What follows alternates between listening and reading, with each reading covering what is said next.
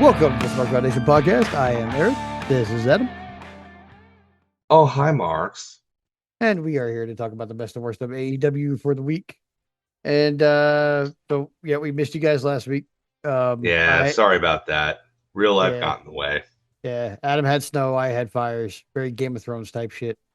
Um, Yeah, it and was a story of fire and ice. so we were unable to be here last week, but we are here again. Everyone is at their homes and safe, and so don't worry about us too much. Yeah.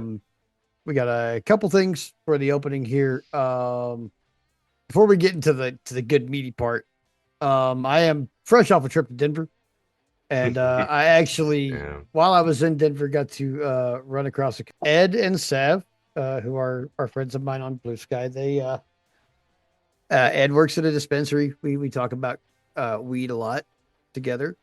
Everybody who if you listen to this podcast, you have figured it out by now. I'm a big fan of weed, guys. Okay, I have a degree in the shit.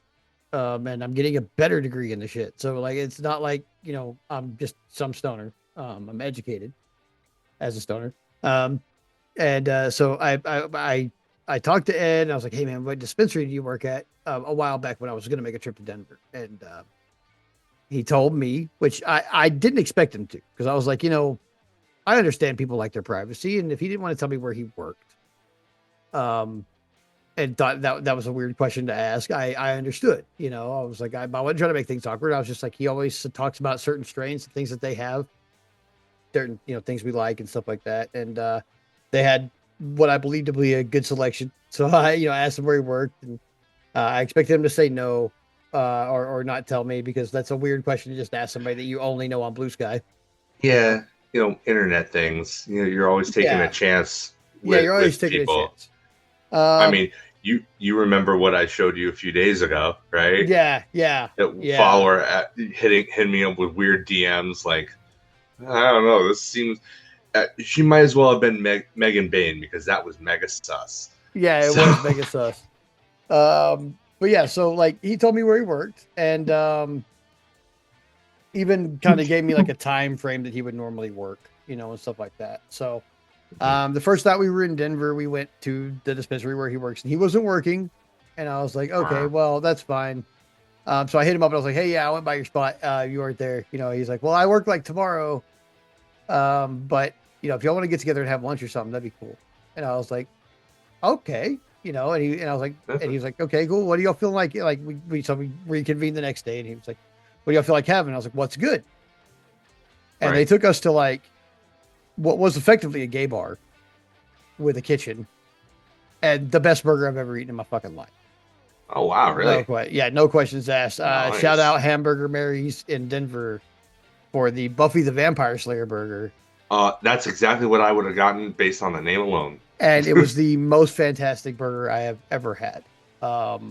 It had tons of garlic, and like it had some stuff, like I don't know what the sauce was, but it looked like blood. And but it was delicious. It was like, I'm like making new friends and trying to also eat the messiest burger on the planet. And it's also the most delicious burger on the planet. But yeah, I kind of told him like, that I make wrestling friends off the internet a lot, because, I told him about us and, just the few other relationships that I have that are based off like wrestling and internet kind of coming together. And, fucking, it was really cool. Like, I was like, hey, this is fucking rad. Like, these people are cool. Fucking, we talked a little bit about the Danhausen situation, which is a great way to segue into our next segment. But yeah, Sav and Ed, if you guys are listening this week, fucking, it was super cool to meet you guys. And it was super cool that you told me like your favorite little place, and it was so fucking good. And y'all were both like awesome people. I hope we can hang out again next time I'm in Denver. Like, you guys were. That's rad. So that's super cool. That was super cool. Yeah, shout out to y'all. Thanks for taking care of my buddy. Yeah, it was really cool. It was really cool. So that being said, there's our segue into the Danhausen debacle, as I'm going to call it right now, because it is a thing. And what's happening, I didn't expect. This is completely unexpected by me. And it's not surprising in a good way. It's surprising in a, like what? Because, okay, so I watched the I didn't watch Elimination Chamber. I watched the clip of the reveal of Danhausen, and I've kind of Yeah, like like via it's like a what 2-minute clip or whatever. Yeah, yeah. And now, like via what culture and other friends of mine who do still watch WWE, who are fewer than normal on Blue Sky, but they're there. I've been kind of following this mystery box thing because every time they do something like this, it is an epic, basically an epic fail. Um, Now Danhausen might be the best choice out of all the weird mystery boxes so far, but the fans very quickly turned on the whole segment. Like the yeah. live crowd went from yay to boo real fucking fast. I don't think a lot of them know who the fuck he is personally. That's one of the main problems. I feel like, why didn't they do this in NXT? At I least don't know. then that crowd would probably have some idea who he was. Like, don't get me wrong, I'm a huge fan of the Danhausen gimmick, the character, the whole thing is exactly my brand of weird. Oh It yeah, speaks to yeah, me love it. and several of my interests. Yeah, I'm a big supporter of the guy, but like, I'm not stupid, and I pay it a little bit of attention at least. And the peak of his powers was when he got hired by AEW yeah. in 2020, late 2022.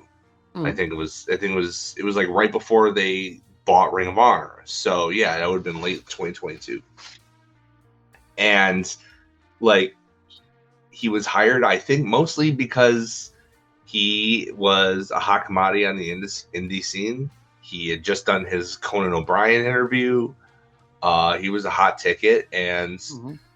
at the time, AEW and WWE were in a very active arms race, Yeah, and both of them were snatching up literally anybody that they could that had any kind of perceived value. Um, to the point where they put him on TV when he was still recovering from a broken arm, if I'm not mistaken. yeah. So like, they really like, wanted to sign him and use him as quickly as they could. Do I Mhm. think Tony Khan was ever really a fan or understood the gimmick? No, I don't. Um, do I think that Danhausen wanted to wrestle more than he wound up wrestling? Yes, I do. Do I think that that is the direction that the company has gone in since his stop, start stuff over the past several years? No. No. No. I think in the wake of the whole CM Punk thing, and all that entailed, the focus, and we can kind of see this clearly looking back on it now with the benefit of hindsight, Mhm. is that TK's vision was to bring the company more in line with what the original vision was, which was to be a more sports oriented presentation. Have all the best hoopers. It's where the best wrestle. And Danhausen's appeal does not lie in between, him bumping and selling and, feeding and all this other stuff. It Mhm. doesn't lie with his wrestling ability. It lies with his character work. Now, Yes. I would argue that there is absolutely a place for somebody like that on a wrestling show, even when it's more work rate oriented. Tony Khan, for whatever reason, I mean, there are lots of things I could speculate on, nothing that I know for sure. Um, but for whatever reason, decided to not utilize him. The last time he was on Tony Khan TV was, I believe, Final Battle 2024. He showed up in the Hammerstein Ballroom Mhm. and did kind of a one shot and then was gone again for a long, long period of time until, as of our recording this, last night on WWE Elimination Chamber. I have so many thoughts about this. I don't want to take up all this time like I normally do. I know that I'm verbose. I know that I go off at the mouth. I'm very well aware of my faults, listeners. I apologize for them. I try to work on them and I fail more often than I succeed. But I'll try and make this as succinct as I can. I wish the best for the guy. And this is an industry where you only have so many opportunities, both in terms of time and place and company that you work for, where you are going to be able to make big money. All the stars have to align. And he was making money basically just sitting on his butt at home, doing the occasional indie, doing lots of cons, doing lots of signings. You know, he was probably making more on the indie scene than his downside was, if we're being kind of honest. I don't know what his downside in WWE would be. No clue what they offered him. But I know that, you know, Anno Domini 2026, that anybody who willingly signs with the Fed, with all the stuff that they have going on, I'm gonna give them, I'll say this, I'll give them some side eye. I don't necessarily, you know, I'm not gonna put them on a cross or anything like that. And the fandom definitely is selective on who they do that to too. Like, nobody was crucifying Powerhouse Hobbs for making the jump. Nobody. Yeah. I didn't see anybody say good riddance to him. He was never blah, blah, blah. They weren't trying to rewrite his history like a lot of people are trying to do with Danhausen. Yeah. Like, I feel like I'm seeing just a ton of negativity toward the guy. And yeah, like, he went on a couple of interviews and was, you know, kind of passive aggressive about not being used. Well, guess what? This isn't like you're a career politician where you have, once you're in, and you're going to get paid for the rest of your life. This industry is cruel. If you're not making money now, especially with all the injuries that back up and no guaranteed health insurance or anything like that, you need to make your money and save your money now, while you're still in the physical prime of your life. Yeah. So there's a part of me that does give him the side eye for going over there. On the other hand, this dude, like any, you know, he may not be the best bell-to-bell wrestler, but the dude has the same dream that any other wrestler does. That's to wrestle. Yeah. I mean, I think a very small percentage of people who get into the wrestling business do so with the dream of being a non-wrestler. Yeah. Like, they want to get in the ring. They want to do the thing. They want to, you know, and if they weren't going to use him, yeah, I get the frustration. I also get the hesitancy, because it seemed to be kind of a Ouroboros of pettiness. Like, they were both being petty towards each other, and eventually just the contract ran out and he was able to do other things, and he went to WWE while there was an offer on the table from them. I don't think there would ever be another offer on the table for Danhausen in WWE except the one that he got just now. Yeah. Yeah. So I understand why he would take it, especially if he and CM Punk are as close as they seem to be. I get it. Do I get the really, really negative backlash on the guy, when really at the end of the day, what he did was not even nearly as carny as like the vast majority of pro wrestlers? No, I don't get it. No, I don't get it. And maybe that's my fandom of him clouding my judgment. I don't know. Who's to say? No, see, there's two prongs to how I don't get this, basically. So the first prong is a business standpoint. Okay. This is the type of guy who you could, like, as I understand, he was a top AEW merch seller. Up until last year. Yeah. Yeah. When business started to kind of pick up in other ways, then yeah. Yeah. So I don't understand keeping him off TV and not like just creating merch for him, because it was obviously doing well. That confused me as a business decision. Then now that he's appeared on WWE and he came out of the box and everybody's like being super negative about it, I'm like, look, why? Okay, if he hasn't been on AEW TV for a couple of years, and the guy is healthy and wants to wrestle, if you don't watch WWE, one, how did you know? And two, why do you care? And then the third question I have to follow up immediately after that is, why are we taking a tribalist stance against a guy for having a job? And that's the thing.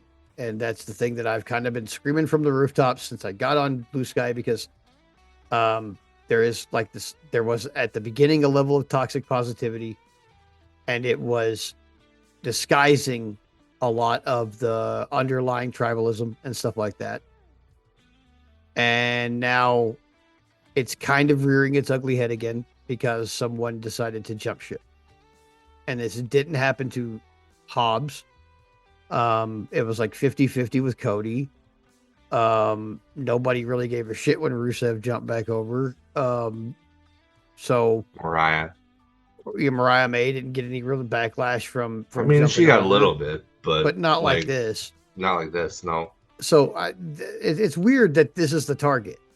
Mainly because, especially like up until this point, it seemed like even though he wasn't on TV, he was still pretty beloved by the AEW fan base, because we supported him at cons, and they would go and see him at, you know, indie shows when he was advertised to appear and things like that. Like, he was doing well, and we were kind of supporting that. And now, because he's picked WWE, which, yeah, okay, I get it.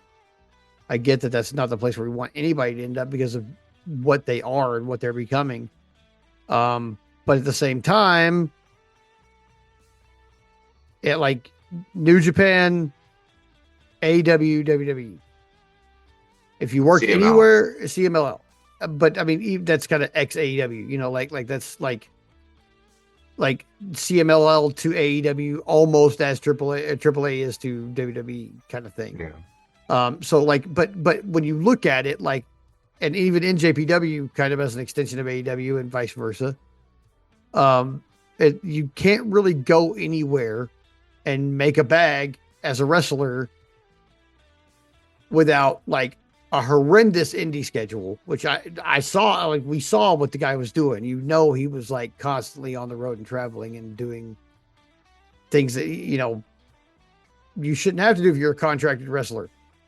But you can't go anywhere and like make a bag without killing yourself that isn't got a finger of WWE's in it or a finger of AEW's in it. Like, it's one or the other worldwide, unless you like go to like an Indian promotion, or soft ground wrestling, which I think has finally been exposed as a complete and total scam. I still feel bad for those wrestlers. Yeah, I feel bad for the kids, but the kids are. I tried to just want to wrestle, man. Like, but that the guy running that place is the carniest carny that ever carnied. Yeah. So like, there's only so many places you can go and like make a bag wrestling, and there's only so many places you can go that don't have AEW or WWE's fingers in it, and most of the places that you can go that don't have those fingers in it in one way or another, you know, you can't really make a bag. So like, it's kind of a catch-22. And if AEW wasn't going to let him wrestle and his friends are over at WWE, it's kind of a given. And why are we mad at him about it? I just don't understand that part, I guess. Yeah. You know, we might alienate some of our listeners for this. I don't know. I mean, you know, for our more tolerant stance towards him, that's your prerogative. You know, you're allowed to have your perspective. But it's up, you know, we don't understand it. We just, We don't get yeah. it. Like, And help me understand because I don't. And that's the thing. Like, I don't, like, literally a week ago, we were like, this guy's great. Even if, there's also I've seen something about him like trying to sell bootleg merch to like, and that reeks of suspicion too, because this guy is moving tons of his own merch. Why does he need to bootleg anything? yeah. Yeah. Why? Yeah. What? No, that That's, doesn't pass the smell test to me. no, not to me either. No, not with the way he does merch stuff and what he actually sells that I've seen, Yeah, on his own, his not stuff. just on Yeah. PWTs, but also on his own website. Like, he's doing just fine. Like, he's doing fine enough for an indie wrestler. He's got that one chance to make that big bag before his body gives out or he gets too old or his the interest in him wanes or whatever. So yeah, there's that. But like, as far as like, I don't think he was hurting. He wasn't doing what he felt was his potential. Yeah. Whether WWE will But give him that that's or not is, but I mean debatable. that still doesn't mean like he was bootlegging merch. I No, don't yeah, that doesn't that one doesn't. that doesn't No, smell right to me. It no, just doesn't make sense. no, Um it doesn't. it's not like he was the referee. Who's the referee that was doing that Oh got God, caught I doing can't that? remember who that It wasn't was. Hebner, was it? Maybe it was. I don't know. Now I Like, gotta I look can for see that from a referee. Referees don't have their own merch anyway. So yeah, they're gonna, I could see them having a side hustle of selling, you know, shit that they stole from the warehouse on the side. I could see that, but there's no reason that Danhausen would need to do that. Like, he wasn't probably doing what he wanted to do, but he was doing fine. So I don't get it. Yeah, To me, it's just I think it's just exposing people's tribalism, and their tribalism I would say is well rooted, and it's based on valid things. Most people's tribalism in favor of AEW is because WWE as an entity, is just so shady and so awful. I understand that. I, to a degree, even support that view. But like I don't know. Like, you chased him away, and then you're gonna complain that he went to the other place. Like, what did you think he was gonna do? What choice did he have? Like, I don't know. what do they I want? don't know. What do we want him to do? Sit on his ass? Yeah, like, Like, I mean, well, oh, yeah, Tony didn't want him. He shouldn't have a career anymore. What? what? Like, Yeah, yeah, is that's that was that really what you're implying? Like, come on, get over yourselves. yeah, yeah. Uh, that being said, I think the debut was not great, No, and I do not think that they will do justice to him creatively. no. I mean, I do think that, yeah, like, the only benefit he is going to see is making the kind of money that he's going to want to make. I think that's the only benefit. I don't think. Yeah, I think the best that he's going to be able to do creatively is going to be put down in AAA and with that tag team with Mr. Iguana, and like there are worse things, but there are better things too. yeah. That seems like it might be the play. Actually, I mean, we'll see. We'll see what happens. I AAA guess. might just eat that guy up. They love their big, loud, silly gimmicks. Yeah, And they do. I don't blame them, but like, it seems like he'd be tailor made for something along those lines. I feel like maybe that's the best place for him Yeah, if he knows Spanish. I don't know. I don't yeah. know if it even matters anymore. No, it might not. I mean, they can just put him with a talker if they have to. So, but I mean, he's. We'll. I mean, I'm sure we'll hear about, what's going on with him progressively, but Yeah. I don't really expect much to come out of it. I mean, I feel like No, it's I kind of don't more either. of a he got hired because he was Punk's friend, Yeah. and if that's the case, then I mean, cool. He got a cool debut that kind of was not really well received, and he'll get a nice little bag out of it, and yeah, whatever, Hopefully, some teeth and a blimp. Yeah, maybe, yeah, get his teeth in a blimp, and he'll be cool. Yeah. And that's all we have to say about that. Say it, Yeah. Forrest Gump. So let's move on to Dynamite, shall we? Yeah. Dynamite ruled. Let's just get it out of the way. Dynamite straight up ruled. Yeah. They were, I mean, obviously from Denver. Unfortunately, you had to miss the taping by 2 days. By 2 days, I was so pissed. I was so fucking pissed. And I felt because like I was hitting people like, "Where's the cool wrestling shows in Denver on this weekend?" And somebody just posted the AEW poster to me. I was like, "Son of a bitch!" Like really, like if I had known that, I'd have been in Denver 2 extra days. You know, like I was so upset when I found out about this. I was like, God damn, like what really like. Yeah. Yeah, I felt bad for you. Yeah. Especially with this show. This show was a hot show. Oh, both, awesome. Both. Yeah. Both shows were great. This one opens up with Continental Championship Eliminator, Jon Moxley versus El Clon. And man, like week after week, El Clon continues to impress me. Nobody moves like this guy. No. This guy is incredible. Like he's better than hologram. Like he should have been hologram. Maybe.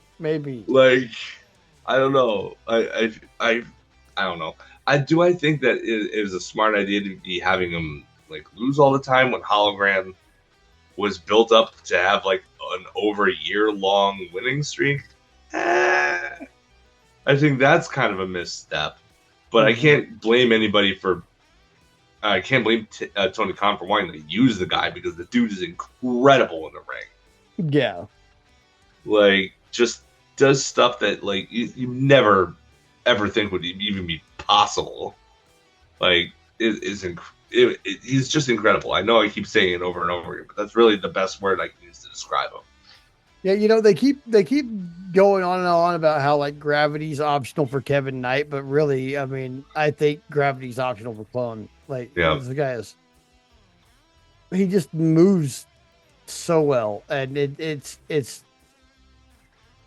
a lot of times when you get a luchador that like moves like he does, there is a high botch potential. I mean, we saw it with Sin Cara in WWE, you know, but like. He's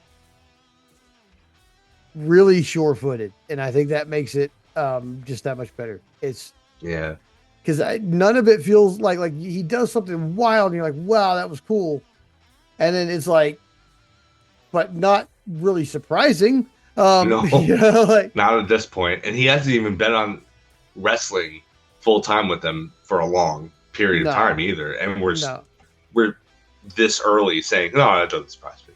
No, not at all. Not at all. And yeah, he's just crazy, man. It's I love watching this guy. I can't wait till fucking hologram comes back so we can actually get this program. But in the meantime, I'm not really disappointed with anything I'm seeing either. So it's just like either way. You know? Yeah. Moxley, to nobody's surprise, picks up the win. After the match, no, I'm getting ahead of myself.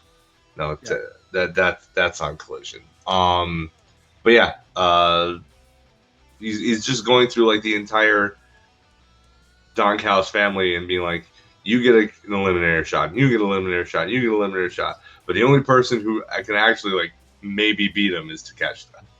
Like, why are we even bothering with the eliminators when you already have Takeshita there with the title shot?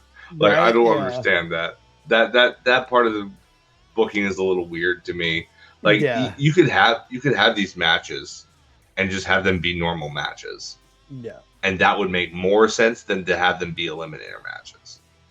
Yeah, because it's like the eliminator being an eliminator match almost takes the surprising out of it, because like it's like, okay, this is an eliminator match, so if he wins, he's gonna get a title shot. But like even if that happens, Moxley's definitely not losing the title at least until he faces Takeshita for no Yeah, time limit. Like, why are we even bothering to give other people a title shot? We know, like, yeah, everybody knows it would be like yeah. the worst kept secret in wrestling. Like, we know he's not going to lose his belt. Yeah. What they should be doing is just saying that Don Callis is just throwing every member at John Moxley of his family that he can in an effort to weaken him so that Takeshita has an easier time at the pay per view. That's basic and but like it makes more sense than to do all these things as eliminators. Yeah. You Yeah. know, so I don't know. Yeah. The match was good though. Like Mox is on a great run with this Yeah. Continental title belt. Like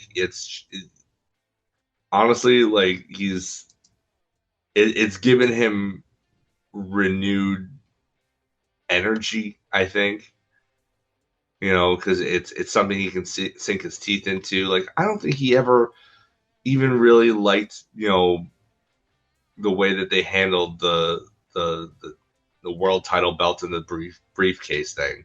I don't think he liked it. I really No. don't. Look at the way that he carries around the title belt whenever he is a champion. Like he likes belts. You can tell he Yeah. likes slinging the belt over his shoulder. He likes, having it as a prop. I don't think that was an aspect. It may have been an aspect he came up with for the character, but I don't think it was a good one that he. I think it was probably one that he came to regret, or at least Yeah. resent. Probably. Yeah. Because I mean, I think the rest of us resented it pretty well too. So, Yeah. yeah. Uh, After that, Swerve comes out. Prince Nana actually comes out seemingly from nowhere and interrupts all of the commentators and tells them to move aside so that Swerve, who comes from the crowd, can stand on the refortified table to cut a promo. And basically, he said that while initially he said that he had regretted everything that he had done to Hangman last year, he reconsidered and said like, well, but all that stuff led me to the most successful part of my career, and I lost my way. If I need to get back to that place to get back to where I want to be, then so be it, and I'm not going to live my life with regrets anymore. So that's a thing. So much for growth. I guess, man. Like, I don't know what is. It's like a complete rollback almost. Yeah. I mean, However, the way he described it kind of made sense as a reconsideration. Like nobody ever like that's a better explanation of a heel turn than just I turned heel. Like yeah, I don't like you. It's like at least he's like admitting to looking back on his own lore, yeah, and yeah, but still it's like, oh, that's disappointing because you made great strides and you and Hanger were like on your way to like being okay, and now you would have to imagine that Hanger would have something to say about it, but you wouldn't know it because they didn't ask him about it, and he no, didn't say anything about it for the rest of the week. So hopefully they bring it up this week, because that I feel is a point that should be brought up by Hangman Adam Page. yeah, That is a thing that would probably rankle his cankles. yeah. So, I yeah, get, I hope that they follow up on that aspect down the line. yeah. But so after he kind of leaves, we get Brody King and Bandito, and Brody King's like, um, I, basically reinforcing that he is the most dangerous man in AEW, and that Swerve's going to find out. So, um, Looks like they're headed towards a match, which I'm okay with that. Yeah, I'm okay with that, but I don't the problem is that you really kind of want to take advantage of Brody King's momentum right now, but the heel turn suggests that that's not going to happen. Yeah, and that I don't think Swerve loses that match. Yeah, so we got like, like you're walking into a situation where no matter who wins, somebody loses.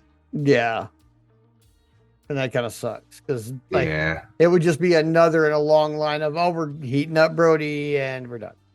yep. You know, like, yeah, it's kind of pointless to me, I think. But the match will be good. The match will be great.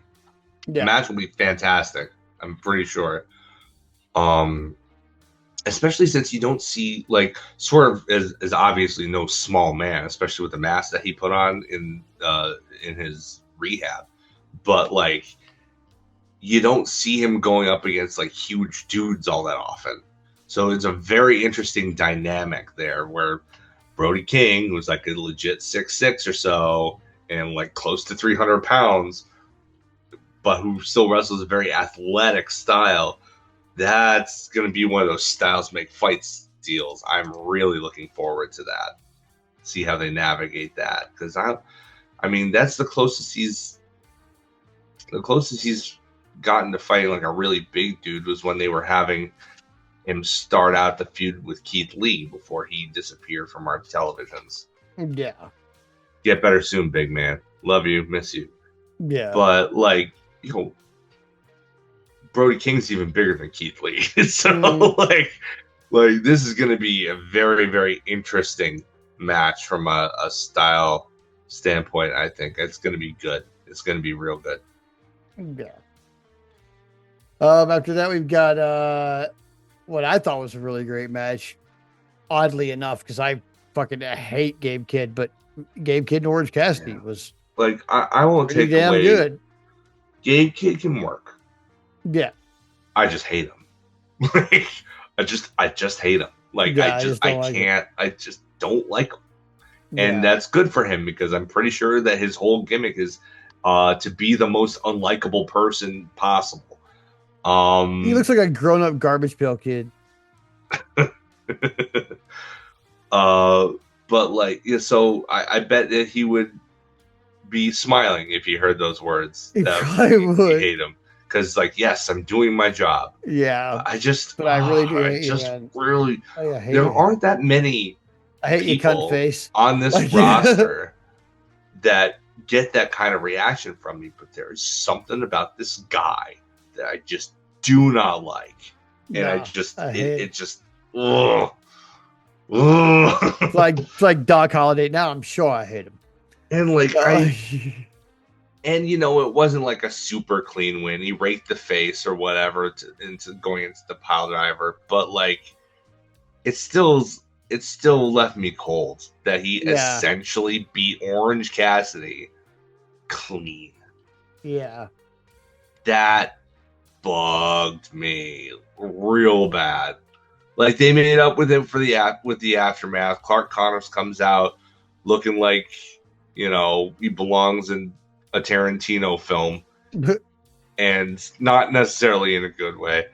And you know, Darby comes out to make the save. You know, he's got the skateboard. It says "pushing up daisies" on it because that's the line that the Gabe Kid keeps using to describe what he's going to do to Darby.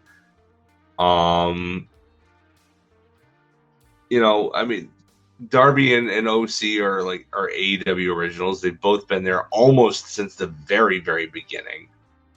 They're, you know, so it makes sense that they would have kind of a kinship, as diametrically opposed as their personalities are. Like, there's nobody who personifies intensity more than Darby Allin. Yeah, that's true. And Orange Cassidy is the absolute antithesis of that. Yeah.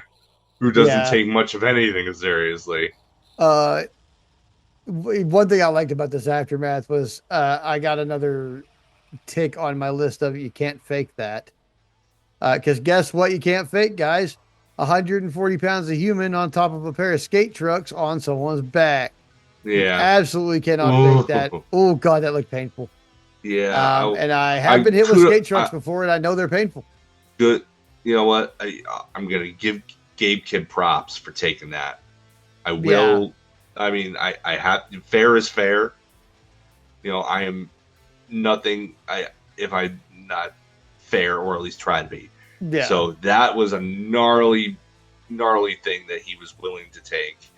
That could have probably gone bad in a number of different ways. Very bad, yes. I mean, between his spine and his kidneys and like ribs, like there were a plethora of injuries he could have sustained if that went wrong. But he took it to put over the angle, and to a degree, I respect that. So, like, good for him. Still hate you. But yeah, I saw on Blue Sky somebody, I think it was Fightful, maybe. They were asking people to name the team of Orange Cassidy and Darby Allin, and my response was pushing up lazies. Hit us up if you have something better than that. Hit us up on Blue Sky. But yeah, I mean, it looks like they're headed towards a tag match. I don't know, maybe a Revolution, but maybe earlier than that. The way that TK has been booking TV lately, it's like it really feels like any big match could take place on any card now. Right. Not necessarily, not so much on Collision, but definitely on Dynamite. There is this anything could happen. Like they put, I mean, granted, it was because of scheduling conflicts, but I mean, they put Omega and Swerve on Dynamite. Yeah, like that's a pay-per-view main event or sub-main event if I've ever seen one. But they put that on free TV, so like this, any match could be on any card now, as far as I can see. Yeah, so, it could. It's like hard, it's like must see at this point. Yeah, you know, which is great. It's a great feeling, not knowing like having appointment television. Mm-hmm. After that, we had an announcement that next week on Dynamite we'll get Thunder Rosa versus Tekla for the women's world title. Yeah, baby. If the way she wrestled on Saturday, which we'll talk about a little bit later, is any indication, Thunder Rosa has a very new fire lit up under her ass, and I am enjoying the fuck out of it. Yeah, me too. Like, I've always been a big Thunder Rosa mark, but like, I mean, the way that she was just like a completely new person, like a fucking animal. I think, I think what it was is like there was finally a creative direction for her, and she's finally healthy. She had tons of nagging injuries for a long time. I mean, she had to give up the women's title because of an injury that just wouldn't go away. Like, I think she's just finally healthy now, and so she's moving better. She's grateful and happy to be there. Like, I'm really glad to see her back. I'm a big fan of Thunder Rosa. Yeah. So her getting the shot, I don't expect her to take it. I expect Tekla to win pretty. I mean, I would say 95% sure that she's going to take the match, but it's good to see her back in it. Yeah. After that, we had Kevin Knight in a little squash match against Mansoor. However, while the match was good, that's not really the story that came out of this. No. Because Kevin Knight got on the mic directly after this, right before the MJF and Hangman segment, and basically blew the segment. And told us that it was going to be a Texas death match without inferring that it could maybe not be a Texas death match. So it was like, oh, so we're having a Texas death match. And then not only that, but like then for like the next 2 or 3 minutes before the actual MJF and Hangman thing started, the announcers were playing up that we were going to have a Texas death match. Like, I had no doubt in my mind, even when they started flipping a fucking coin, that I knew off the hop was going to have 2 heads on it. Yeah. Oh, yeah. Like, I knew this was going to be a Texas death match. I knew as soon as he said it last week, I was like, that's our stip right there. Yeah, they wouldn't put it out into the universe if it wasn't going to be. Yeah. So, I mean, that being said, like, they did a decent enough job. I mean, you have to take that. You have to accept that. Once you put it out there, that's all people are going to want. mm-hmm. So to not give them that would be the wrong thing. But there's nothing wrong with sowing a little bit of doubt before giving them what they want. That's true. That's true. And so, like, I feel like they handled it fairly decently. Yeah. MJF was predictably a scumbag with a two-headed coin. What I didn't anticipate was for not just Jet Speed to come out, but also Brodito.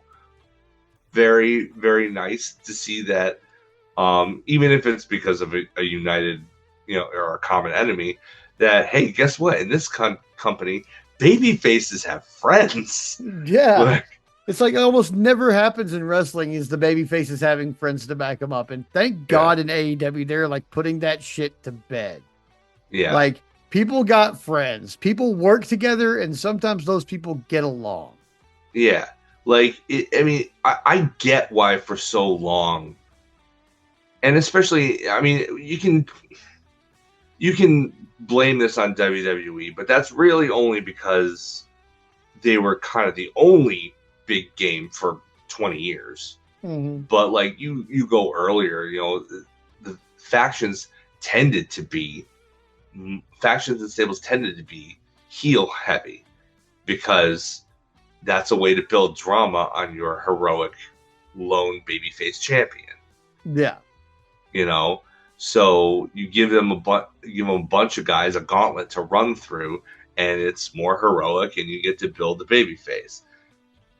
When it's a stable of baby faces, you're limited because, like, if this is a morality play and all things being equal, the baby faces win.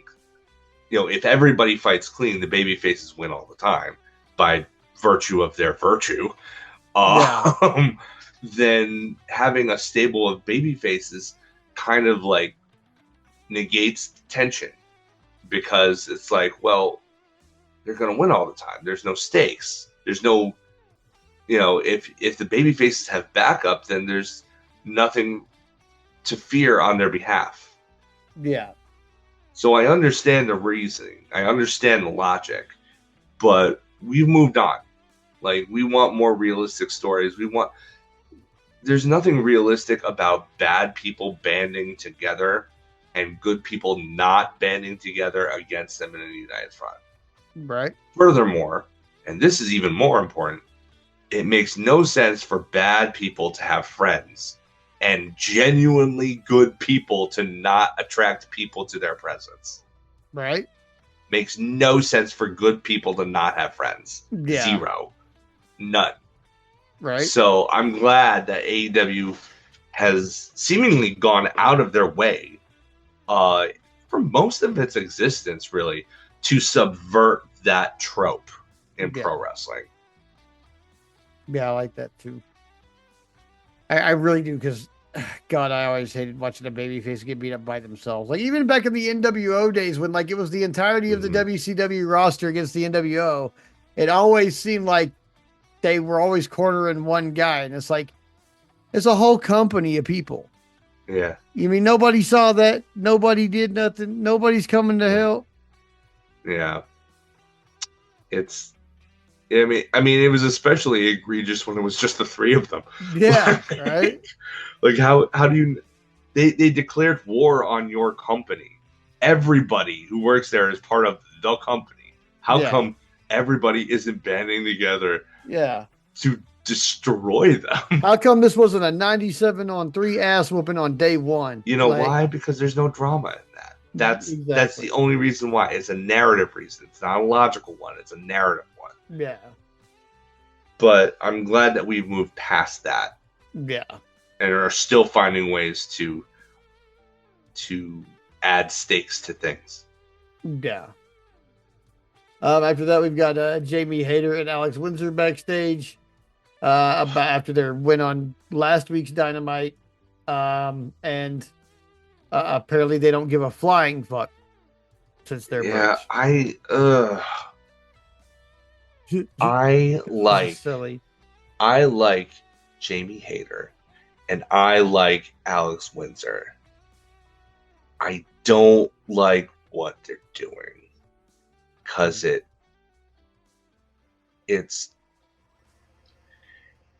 it's fake.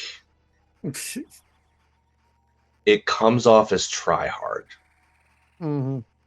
Like it's like, oh, you're working class British and I'm working class British. We should just like be caricatures of girls who like to go to the bar. Like it's like they're trying to be a female like like Cockney version of the APA, you know? And it doesn't Yeah. work for me. It's like, dude, you don't have to do with the over the top promos. And you don't have to talk about how you like to go get drunk. Yeah. Just beat people up.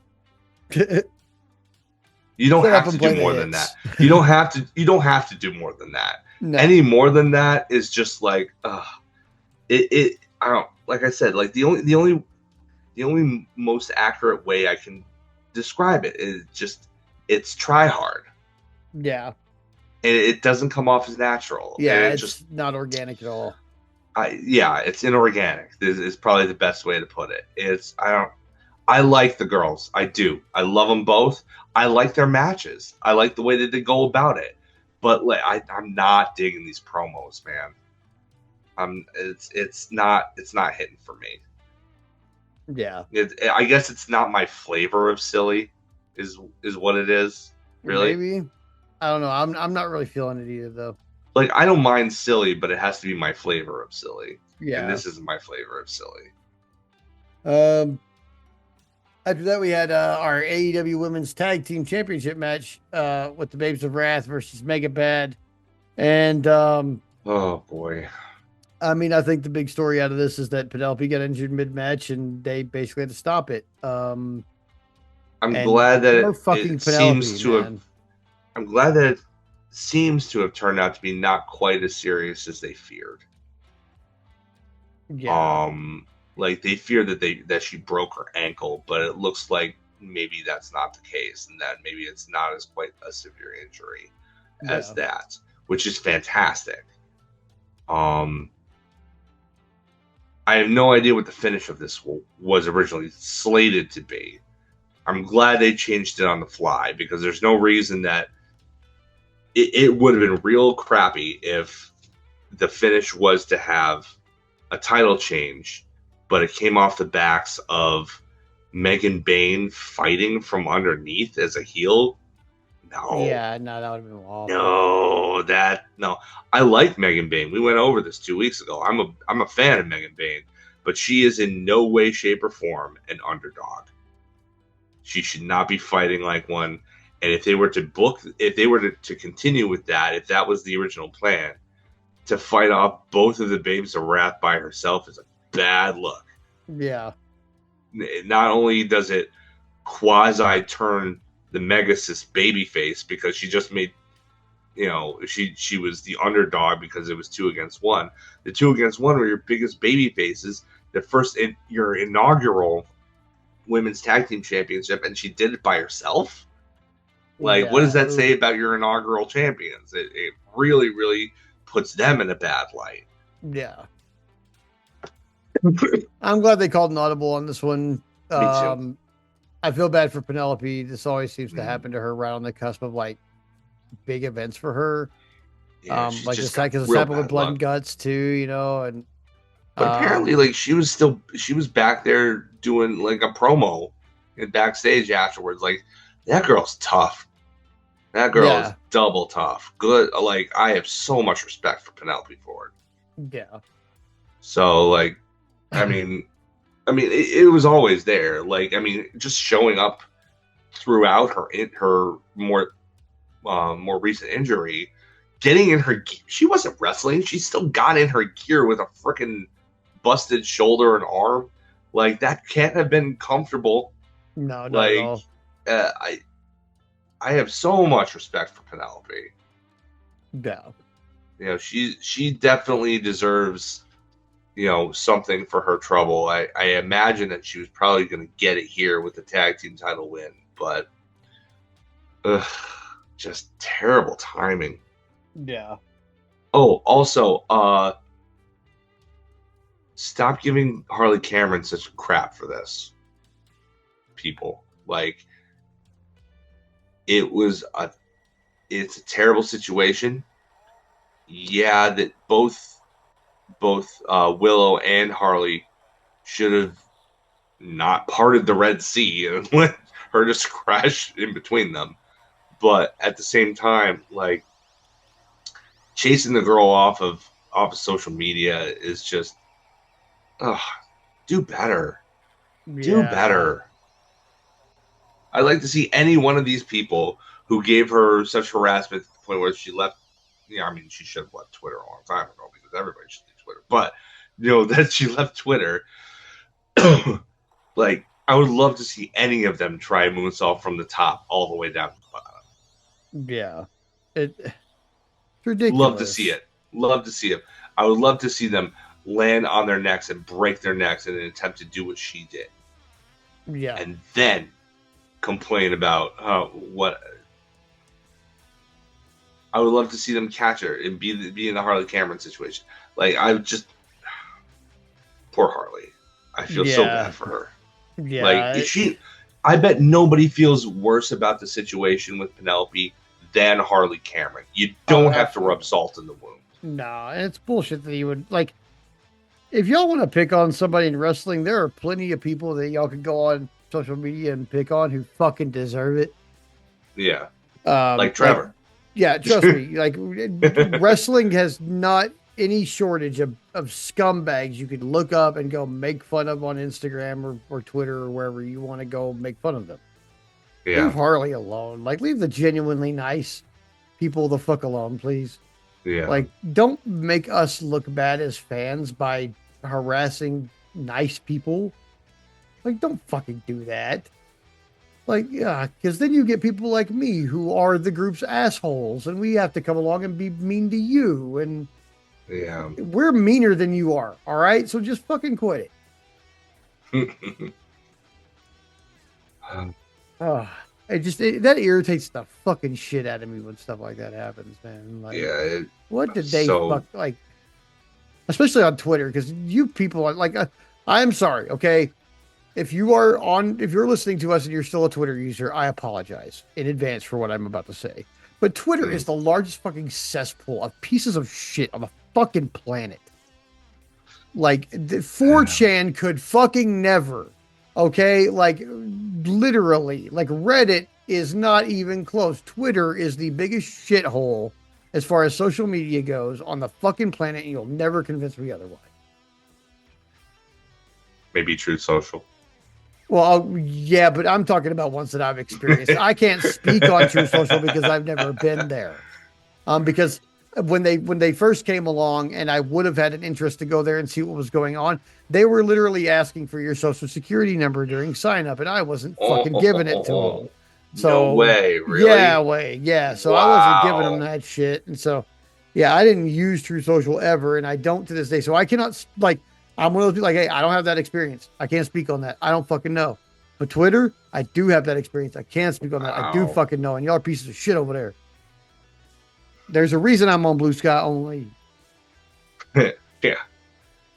So, but yeah, this will delay it. I think that they'll probably have to pivot.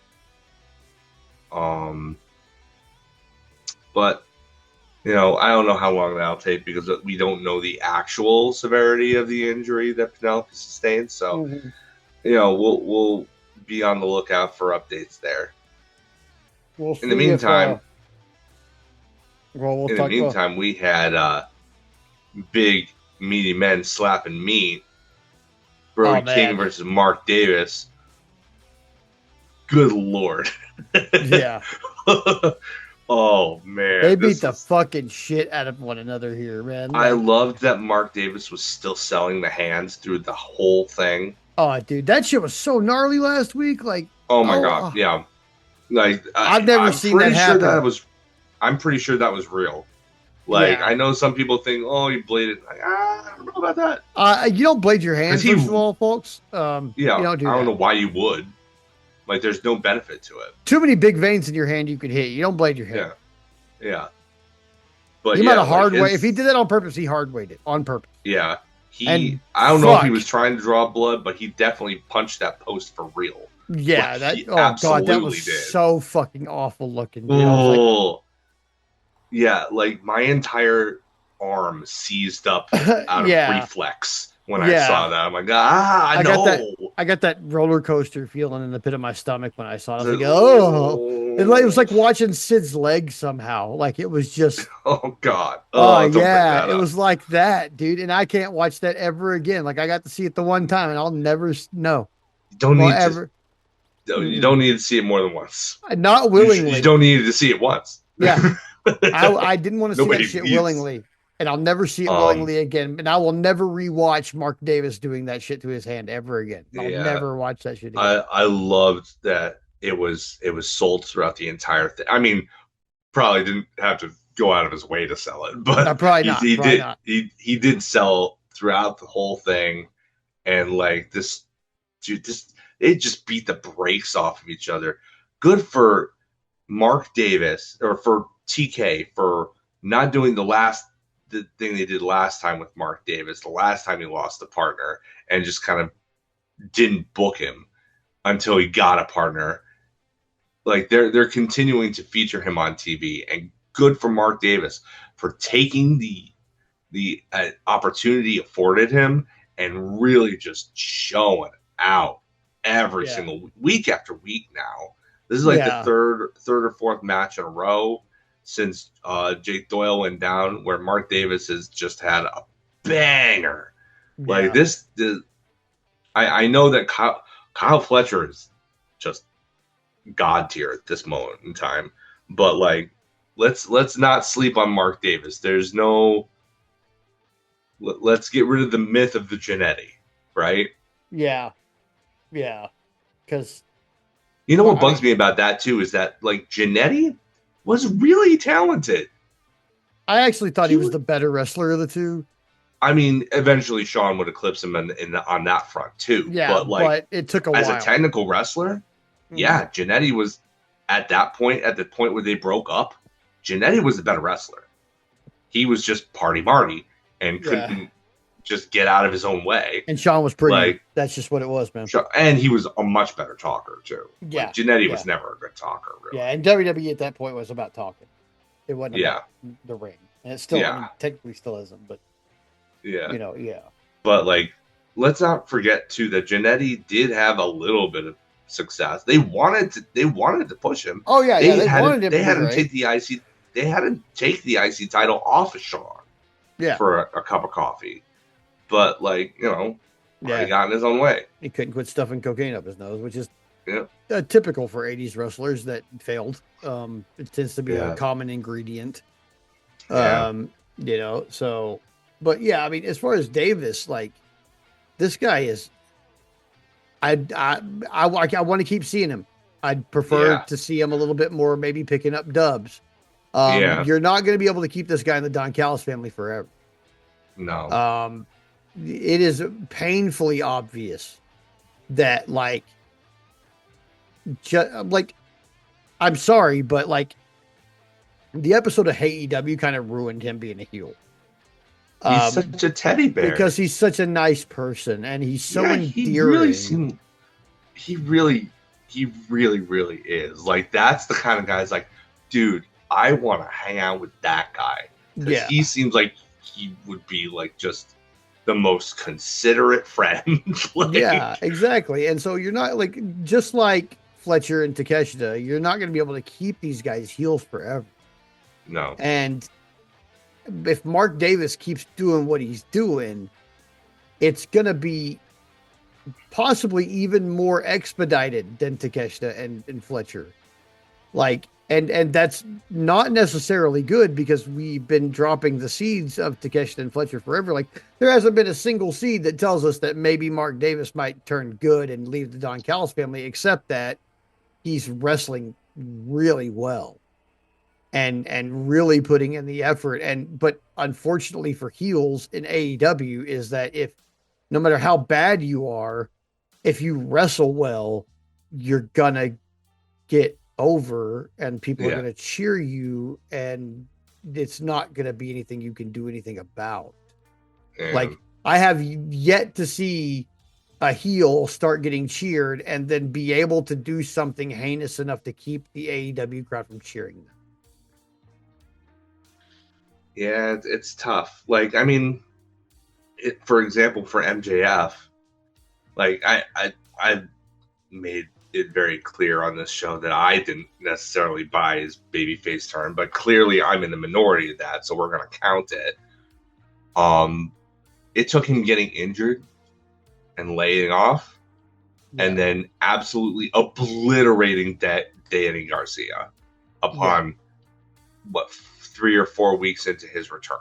Yeah. Like he came back and he was established as babyface, and then they turned him heel. Yeah. By have him murdering Danny Garcia. Mm-hmm. Like, yeah, they had to go above and beyond. Yeah. So and, yeah, but I mean, but like he was being presented as a babyface, and that was an actual turn. Like I haven't seen anybody be able to negate the turn to babyface yet. Yeah. And it would take it would have to be something heinous. Like you would basically have to be turning face, hearing the cheers, and then assault drag a non-plant fan into the ring and just beat them blood. And no, you know how you do the it. nature of AEW fans, they might even like that. So what the fuck do you do? The way you do it is there's only one way that you can do it, and that is to put them in a situation where they betray somebody who the fans have decided is one of their couples. Like they're booing Fletcher a little bit more now because it looks like he's siding with Okada over Takeshita. Yeah. Because they feel bad for Takeshita and feel like he was betrayed. Yeah. So they can keep that going a little bit longer. Like you could pull, you know what you could do? You could probably do a rug pull, like Deadly Games '98, where The Rock wins the belt, but the whole tournament he's a babyface, but it's a big setup, and so you do the double turn with Mankind. Yeah. Yeah, you could do that. You could probably pull that off. Tease the baby face and then rug pull it back into a heel thing. But yeah, it would take a betrayal. Nothing in AEW lore says that you're a heel more than a betrayal. Yeah. Hangman burned a man's house down, but he was still getting cheered. You know why? He didn't betray anybody. No, he was meting out justice, apparently. So yes, clearly. Yeah, so I mean, we'll see how this Mark Davis thing goes, but I mean, he is putting on some great matches. King, however, makes a challenge for Revolution for Swerve, and so that's what we're gonna get at Revolution is Swerve and Brody King, which is gonna be a good match, but somebody's not gonna come out of that smelling very good, and that's not cool because I'm pretty sure it's going to be Brody, and that sucks. Also, in this general time of the show, we also got Bandito saying he wants to fight at Revolution also, and it's going to be him and Andrade at Revolution. And that might be match of the night. That might be match of the night right there. Yeah, those two are going to kill it. Yeah, those it's going to be full-on lucha libre in Southern California, and it's going to be awesome. It's going to be so great. I don't think that Bandito goes over. I don't think so either, but I think Andrade probably cheats to win. Oh, yeah, which is fine. If he cheats, it's fine. I worry about heels getting...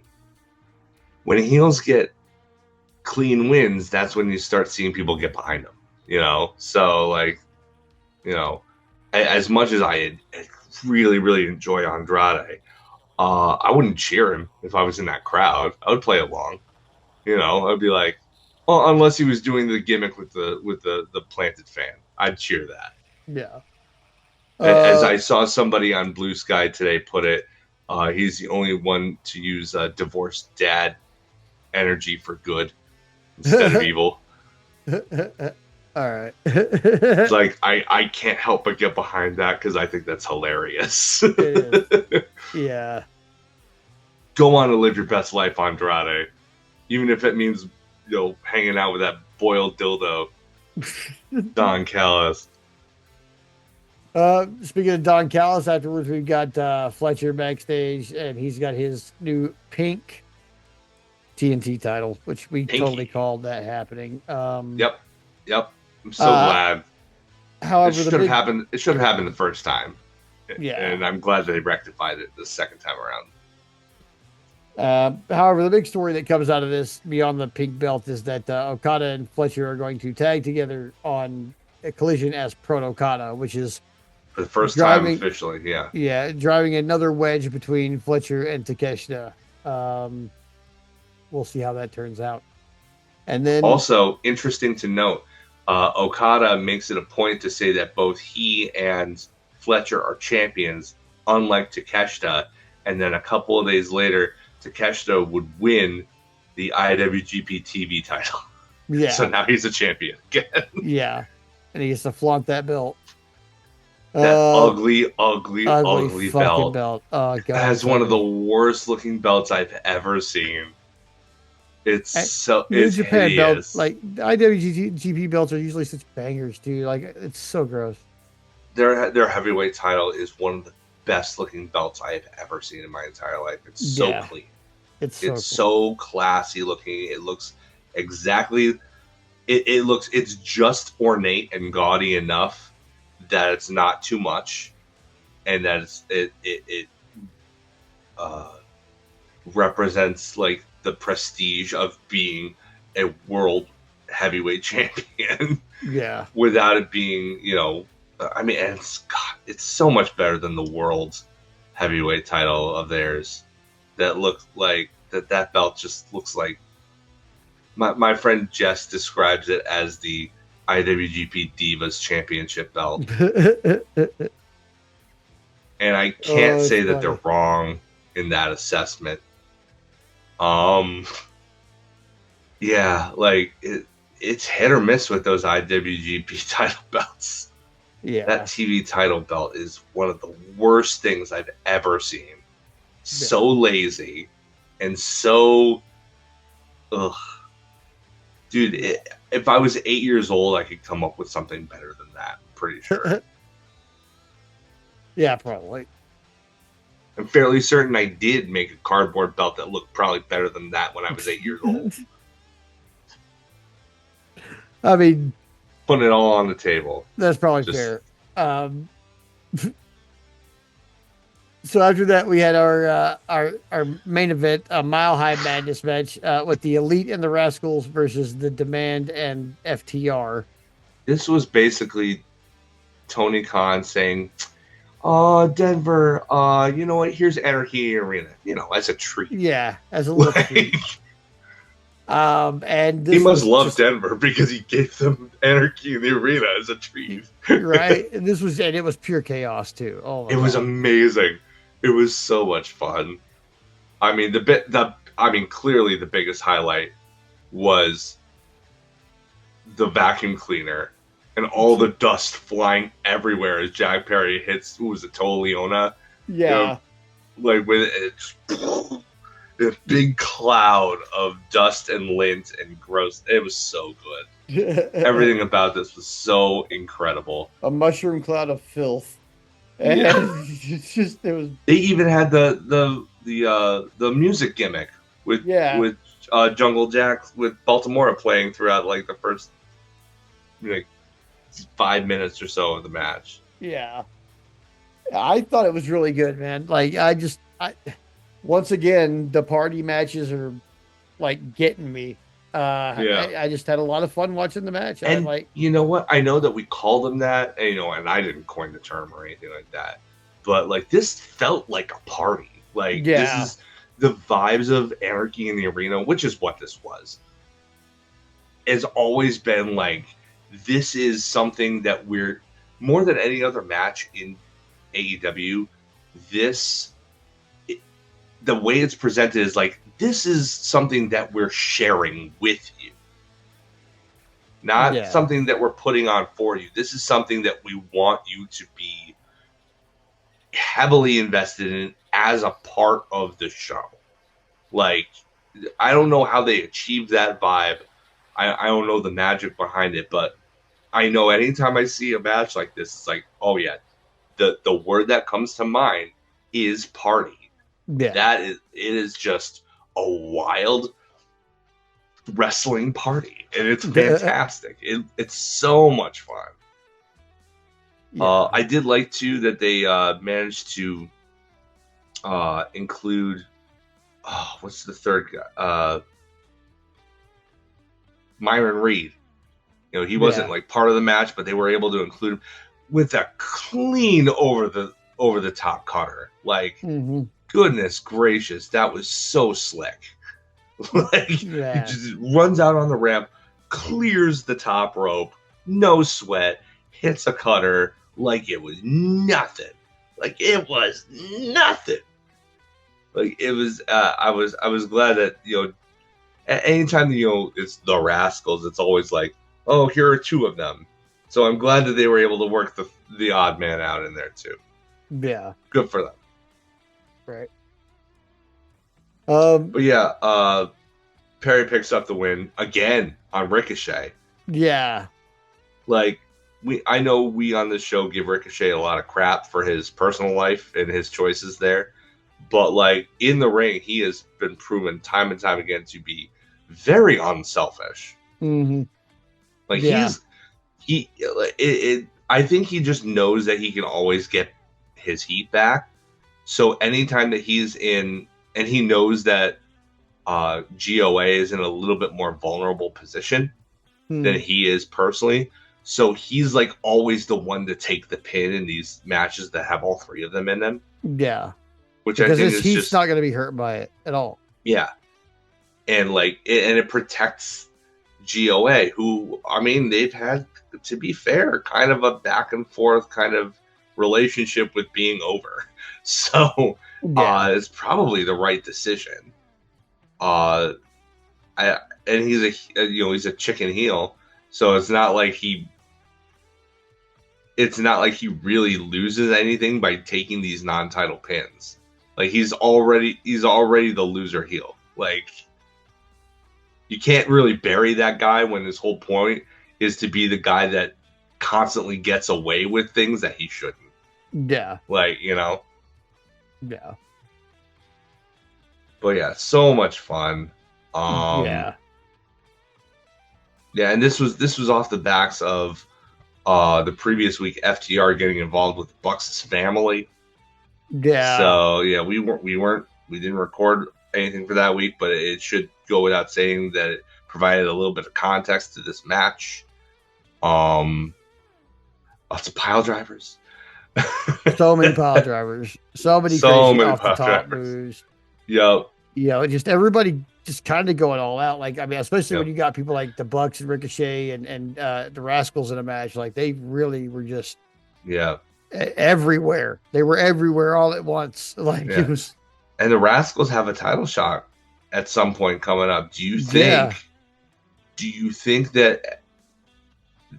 Okay, do you think that they do it before or after Revolution? And if it's before, do you think the Rascals lose, or do you think they do some kind of? I don't see them losing. I think they do some kind of schmaz.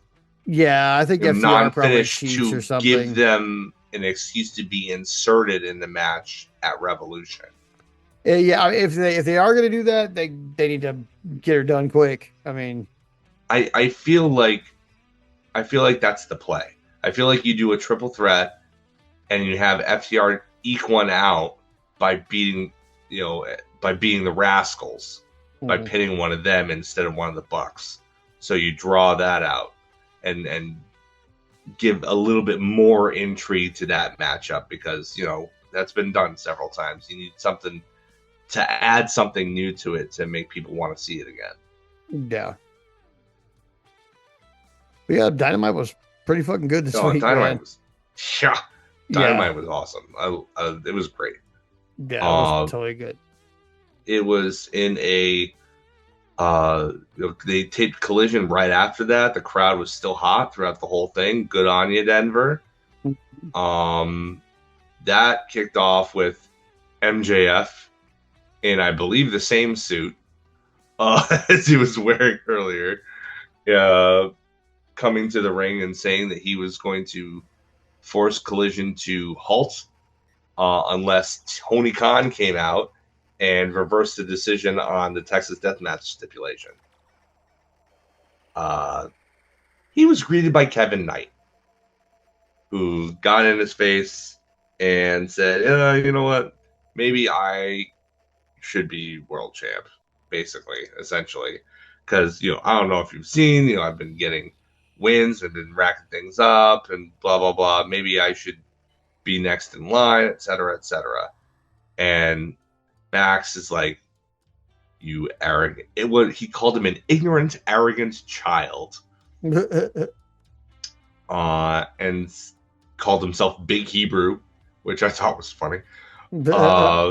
I believe that he did actually file to trademark that, so that is something that he's probably going to be referring to himself as going forward.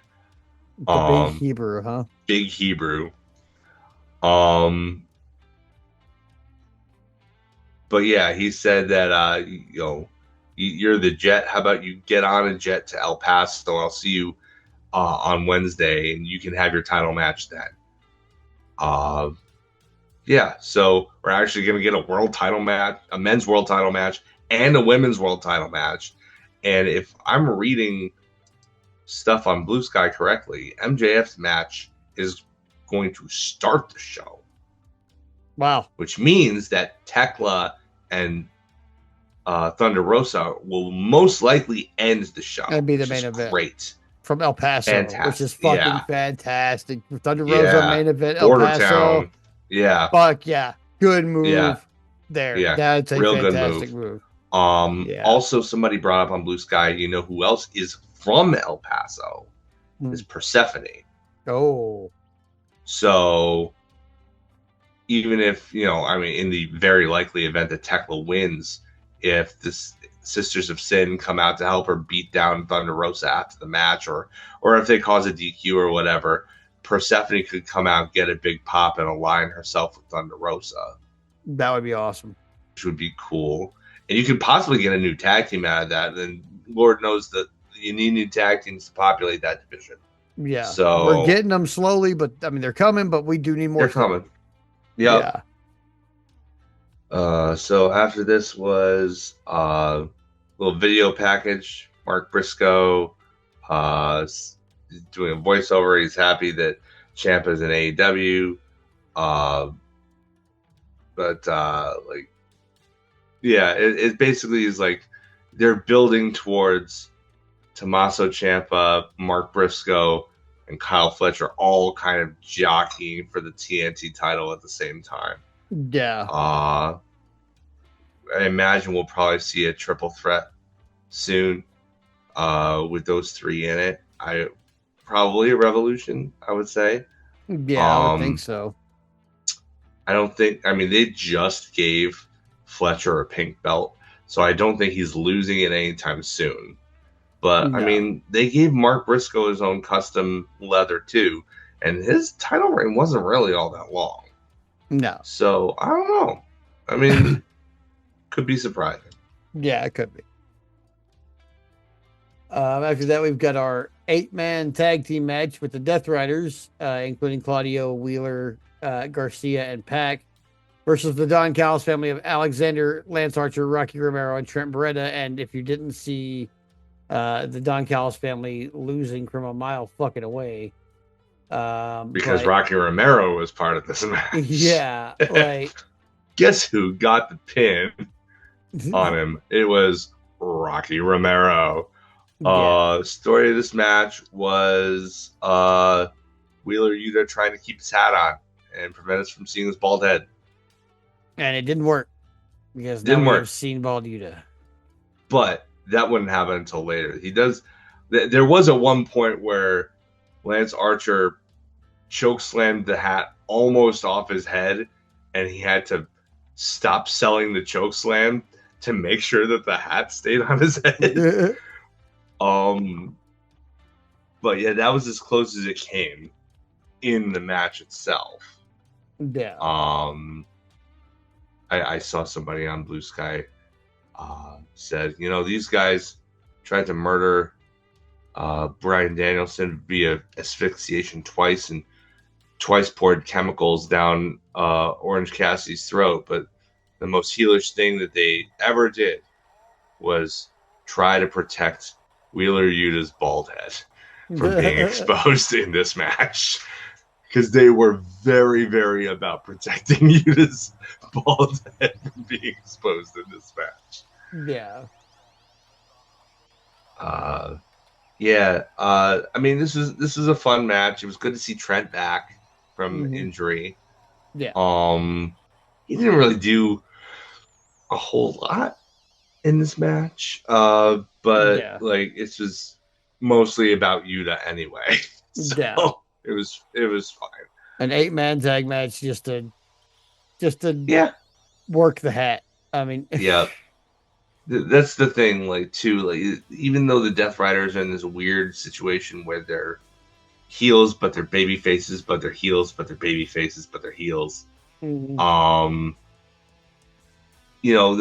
guess they're the de facto baby faces because in these, they tend to, when the odds are even, they tend to go over the heels, the obvious heels in the Don Callis family. Yeah. Tends to. I think they've lost one of these 8-man matches to them, if I'm not mistaken. But yeah, when the numbers are even, the Death Riders are usually victorious. But which makes you think, like, why doesn't it's frustrating, because I know the answer. The answer to this question, before I ask the question, is that there's so many guys you don't want to pay them all to be in the same place at the same time, because you're not going to use them all at the same time. Otherwise, the entire card would be nothing but Don Callis family members. The question being is, why don't Don Callis family use their numbers, their clear numbers advantage against the Death Riders here? No idea. And the answer is, again, a practical one and not a logical one. It's that you don't want to have them all there, because then you'd have to have them all wrestle. And you can't make an entire show of revolving around. You could probably get away with that with like half of a Collision, but you couldn't do that on Dynamite. No. So I get the answer, but it narratively, logically doesn't make a lot of sense that the Don Callis family, who number probably more than twice as many Death Riders, why are they losing so constantly? Like, they should be just swarming the Death Riders at literally every opportunity and just smothering them with numbers. But it's not happening.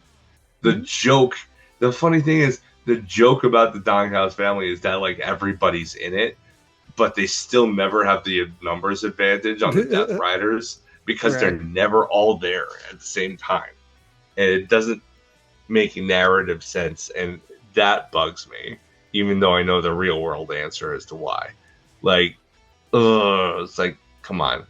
Can we please make it so the Death Riders at least look like they're in danger at some point? Yeah. I don't know. We need something like that, because, I mean, it's like every time these matches are fun. The matches are fun, I know the Death Riders are going to win.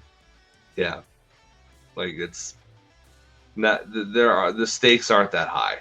No, because you kind of know the outcome already. Yeah, the cows here are not smoking pot. So after the match, Takeshita comes out and gets in Mox's face. There's a big awkward pull apart from everybody. Yeah. Why was this so awkward? I have no idea. Like, I don't know. I know why it was awkward. It was awkward because they didn't just let everybody brawl. Yeah. For some reason, they decided to hold them back. Each team decided to hold their guy back instead of just everybody brawling, which would make more sense. But like, I don't know. Yeah. I'm hoping, honestly, like, there's part of me that wants Cinnabon to win the belt, but no. Mm-hmm. I want Mox to not drop it to anybody not named Kyle O'Reilly. Yeah.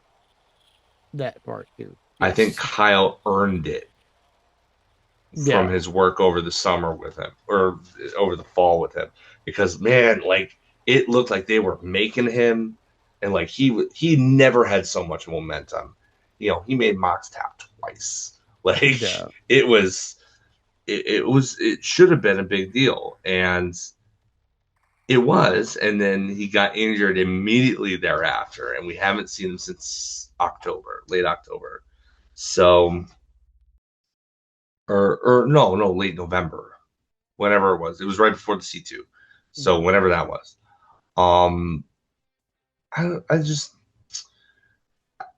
I want to hold out for Kyle. You know, have some shenanigans happen to protect Takeshita. By all means, do that. Takeshita is worth the investment, but I feel like Kyle should be the one to take that belt off of Mox. I feel like he's earned it, and I feel like it's being kept for him. Yeah. So let's do it. I'm all on the Kyle O'Reilly hype train. Yeah. After that, we've got the aforementioned Tommaso Ciampa versus Jay Lethal.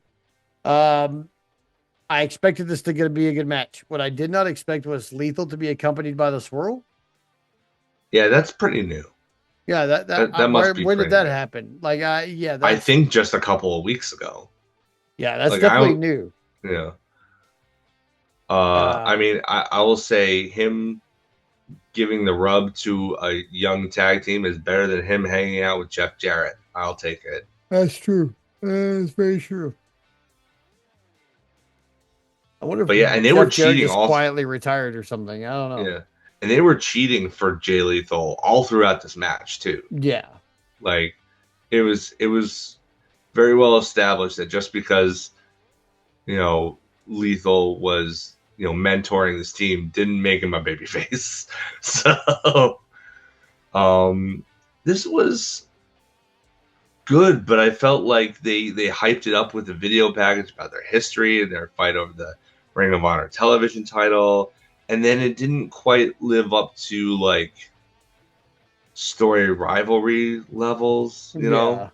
Yeah. Like, it was good, but it wasn't like, oh man, this they built it up to be a little bit more than it delivered on. Yeah, I expected it to be better for sure. But I didn't think it was bad. I just expected more. Yeah. Maybe we'll get more down the line. I don't know. Yeah. Maybe this is the feud right now. So we'll see. After that, we've got the introduction of the Inspiration to AEW. So, hello, Iconic. The Inspiration. God, I love these two. I know, like, you know, that same work rate crew on Blue Sky is not sold on them, but trust me, like, Harley Cameron got over by being a character. Okay, these ladies are characters and a half. Trust me, they will win you over. They will win you over. we'll see how that all goes. Like they will be facing the Brawling Birds next week, so we'll see how that all comes together. Um, I'm apprehensive. We'll just say that. I think the inspiration probably take it through shenanigans. I would imagine so. Yeah. But that's good. I mean, hey, you know what? That's a women's tag team feud that doesn't revolve around the belts. Yeah. Could do worse, right? Yeah. Yeah. We do need Want more stories. Yeah, we do need stories that don't revolve around the title. So I mean, I guess that's good. Yeah. Um, After that, we've got a little video package about Clark Connors, which still not sure I give a shit about Clark Connors. Like, It was fine. yeah, it was fine.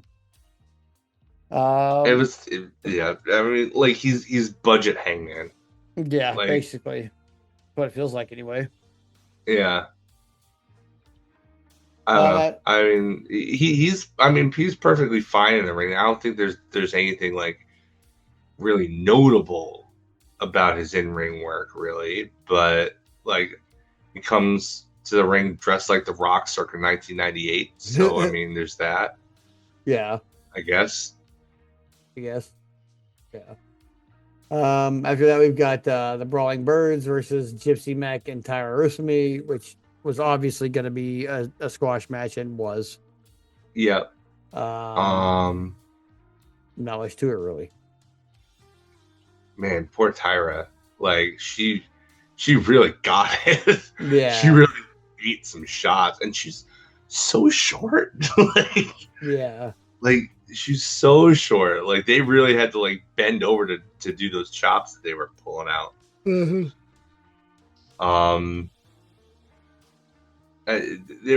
These talents were a little bit. I think they were a little bit more experienced than some of the local talents that we've seen recently too. Like they didn't seem to be able to keep pace as well. I hope that they get more reps in and that they continue, because I don't like to be the guy that craps on the local talent. Yeah. You know? Yeah. After that, I do think it was inexperience. I don't think it was just, they're bad wrestlers. I just think they looked very deer in the headlights, and I think they were just, this was their first time on TV. They got jitters. Happens to the best of us. Yeah. After that, we hear from the Swirl, Private Party, Outrunners, and Mystico and Roosh, who will be part of a 4-way tag team match next week for a $200K. Your favorite stipulation, Aaron. It's back. Why? New year, old me. Oh my God. Same phone. Who dis? Oh God. With this shit again. It's good to see Private Party wasn't just back for 1 week. Yeah. I'll say that. It's I like good to have the them Outrunners. Yep. Swirl's good. Mystico and Roosh are good. Roosh and Juralistico have been missing for a while now. Yeah. So it's good to see them back too. So we'll see. Especially Roosh. Obviously, longtime listeners will know I'm a big fan of Roosh, even if he is kind of a jerk. Kind of because he's a big jerk, if we're being honest. But yeah, no, that should be fun. That should be a fun 4-way. Yeah. I mean, you got 4 very different teams coming together for that one. Goes on that one. Like I'm apprehensive also for this, but also interested to see how it goes. After that, we've got Proto Kata versus Top Flight. And can Top Flight be pushed, please? Yeah, I thought they were on the cusp of like being tag team champions a while back, and now what the hell? Like they've got the new presentation. They've got the great. I think the Skyflight theme is fantastic. That kind of Rocky, kind of esque, entrance theme that they've got. Yeah, awesome. I know. It's always great to see Christopher Daniels out there. They've got, Dante gets to work with his girlfriend now because he's dating Zeta Steel. Like they've got everything but wins. They keep losing, and it's like, why do we do this? Yeah. Why are they the fodder? Why? No idea, but I'm Like, getting these tired guys of are that. too talented to be looking at the lights all the damn time. Like, Yeah, like if somebody's got to look at the lights, it please. should be Crew. I mean, I like Crew too, but like Top Flight's, they've been putting in the work for Yeah. literally years. Like, Yeah. what's going on? Come on, let's do something with them. Let's do something notable and worthwhile with them. You know, let's not just give them a new team and then not have them win all the time. Yeah. That defeats the purpose. Yeah, for real. But yeah, After this. I mean, this match was pretty academic. You've got, the international champion and the TNT champion versus a couple of guys who are exciting and have put in the work, but who never win. So Yeah. I mean, we knew what was going to happen here. Pretty academic, but after which Kyle Fletcher wants Denver to say his full name. Instagram. I'm still not. Yeah, it's Instagram. Jet Speeder out here to kind of confront them, and I don't know, like it's weird. Like, why are we still doing? They have the trios title. Focus on being a trio. Like, there's so many different directions these guys are going in. Yeah, why does Kevin Knight want everybody's belt? I don't know, man. Like, he's kind of getting on my nerves a little bit, to be honest. Like, yeah. I mean, that's by design, I'm sure. You know, he's developing this cocky attitude. Like, I think it's clearly designed to eventually turn him heel. Yeah. I don't know if he'll take, Bailey with him, but I don't know. Speedball seems to be encouraging and enabling him, so we might see them both turn. I don't know. Yeah, who knows? It'd be weird. Speedball is so likable. It's kind of weird imagining him as a heel. Yeah, he did just cut his mullet though, so we'll see. Yeah, it's true. Hopefully it's not a Samson situation. I would hate for him to lose his powers because he cut his mullet. He lost his powers of politeness. Cut his mullet, now he's a dick. Yeah. I don't know. I mean, he's still Canadian at the end of the day. I'm sorry, but I'm not. I don't buy into that. Canadians are super nice because I know a bunch of Canadians and they're dicks. Like, Canadians are way more like Scott the Dick than Terrence and Phillip. Just put it that way. Oh, you got to remember, he's a giant dick now. Oh, okay. They're way more like Scott the Giant. Because remember, he got into some radioactive waste, and now he's like a foot taller. Oh yeah, yeah. So yeah, 7 foot tall dickheads are Canadians. There you go. Yeah, like Jet Speed versus Protocata coming down the line. They're both after their singles belts too. Like, gosh, like Kevin Knight versus Triple Champ or something. I don't know.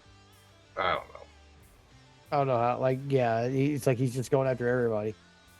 He's like an independent rapper, just taking shots at everybody who's a champ. After that, we've got Darby Allin and Orange Cassidy basically calling out Gabe Kidd and Clark Connors. So it looks like we're going to get Darby and Orange versus the Dogs at Revolution, probably. I hate that they're just called the Dogs. Yeah. The War Dogs is at least an acceptable faction name for some baddies. The Dogs is weird. The Dogs. Yeah. It's just, it's so plain and nondescript. Yeah. And also, people like dogs. Yeah, that's true. I don't want to call dogs. them I don't want to call them just the Dogs because that implies that I like them. and I don't like them. But after that was, I believe, Tony Storm versus Zeta Steel. Yep. Zeta, unfortunately, getting the bad entrance, the non-entrance. Yeah. This was good for what it was. It was pretty short. Yeah, it was pretty much a squash. Zeta can hang though. Yeah, like, yeah, she can do some really good wrestling here. I can see why she was WWE ID recipient at one point. Like there's a lot, like as far as like the mannerisms and the character work are concerned, she's already there. She's like already there. Yeah. Like she just needs to work a little bit on the wrestling bit, but even then, she's like what, early 20s, and she looks very competent. Like she looks like she's been doing this for like 8 years. Like yeah, dude, she needs to get her reps in, man. That's all. Yeah, I thought this was a decent little match, not anything to really. Honestly, the most impressive thing that Zeta did in this match was at the beginning when Tony offers her hand and she takes Tony's hand and she kisses her hand. It's like, ooh, okay. That's different. At least nobody's done that yet. Yeah. But yeah, it was. I mean, it was pretty academic squash match for the most part. But yeah. But yeah, I see lots of potential in Zeta. I feel like like in a well, you know what? We'll talk about her in our last segment. We'll bring her up in that. Spoilers. Yeah. But yeah, after the match, Marina gets down there and just tries to beat the tar out of Tony. And that's when Wheeler comes in and Tony gets the hat. And we see Wheeler's bald ass head. And you know what? That's the right decision. Yeah. Was for Tony to do it. Like, yeah. I was kind of annoyed that they didn't do it in the first match. Like, somebody do it. But then they held off for Tony to do it. I'm like, and immediately when it happened, I'm like, oh yeah, no, this makes way more sense. Oh yeah, way more. I really enjoyed it. I thought it was funny as fuck. And the look on his face, you'd have sold the hell out of this. Yeah. Oh, good on you, Utes. Oh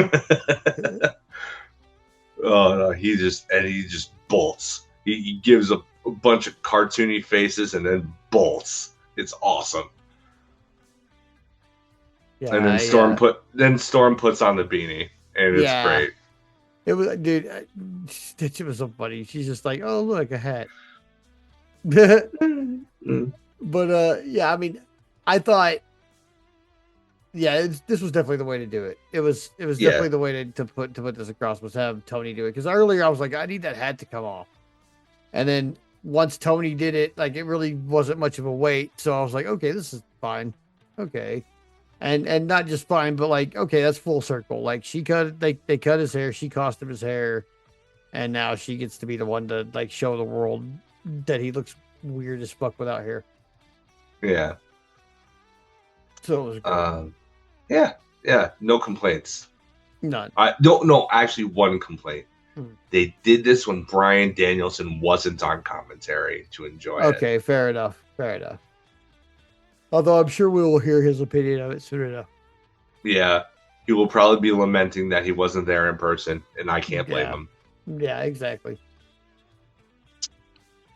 After that, we got kind of a continuation of our ops storyline with Anthony Bowens getting with Hook and, saying he wants to be part of the ops, which is interesting. Yeah. It's something for him to do that finally separates him from Max Caster. Yeah. Yeah, I kind of like it. I'm not gonna lie, I kind of like it. Yeah, I think it's, at least so far. It's I like intriguing. the idea of it. Yeah, I'm intrigued. You have my attention on this one. Yeah. Because Bowens can hoop, man. Like, yeah, dude can go. So, That's a decent. It wouldn't be like, I wouldn't say it's uh, the first person you think of when you think of who should be in the ops. But the more I think about it, it makes sense. Yeah. After that, we've got Thunder Rosa and Chris Statlander against the Sisters of Sin. I thought this was pretty fun. I Yeah, didn't expect Statlander and Thunder Rosa, despite their history, I didn't really expect them to have this much tag team chemistry, and I thought it was really good there. The Sisters of Sin, of course, have really great tag team chemistry. They've been doing it for a while now. But I thought the match itself, like they all jived really well. Like everything was yeah, like kind of on point, and that's rare for everything to just click. Just right. click and click, and it just kept doing it. Man, it was great. Yeah, no.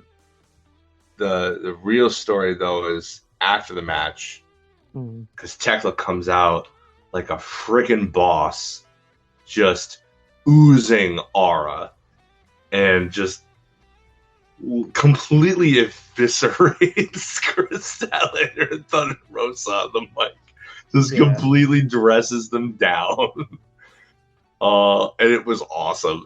And this is coming from a Thunder Rosa fan, but Tekla doing this was great. Like she told Thunder, she's like, yeah, ask your buddy over there how it felt when I whipped her and made her cry and made her bleed and took her title from her, because that's what you got in your future. And Chris is just like human. Yeah, you can tell that she's gotten to. She's definitely gotten to. Yeah. So, like, that bit's not over. I imagine Tekla will probably defend successfully against Thunder Rosa, and then probably drop the belt back to Stat at the pay-per-view. Yeah, probably. Unless they decide to ride this wave, because let me tell you, this is Tekla as champ feels good, man. Yeah, like, she's really making the most of it. It feels correct. Yeah. You know what I mean? It feels correct. This is the correct decision.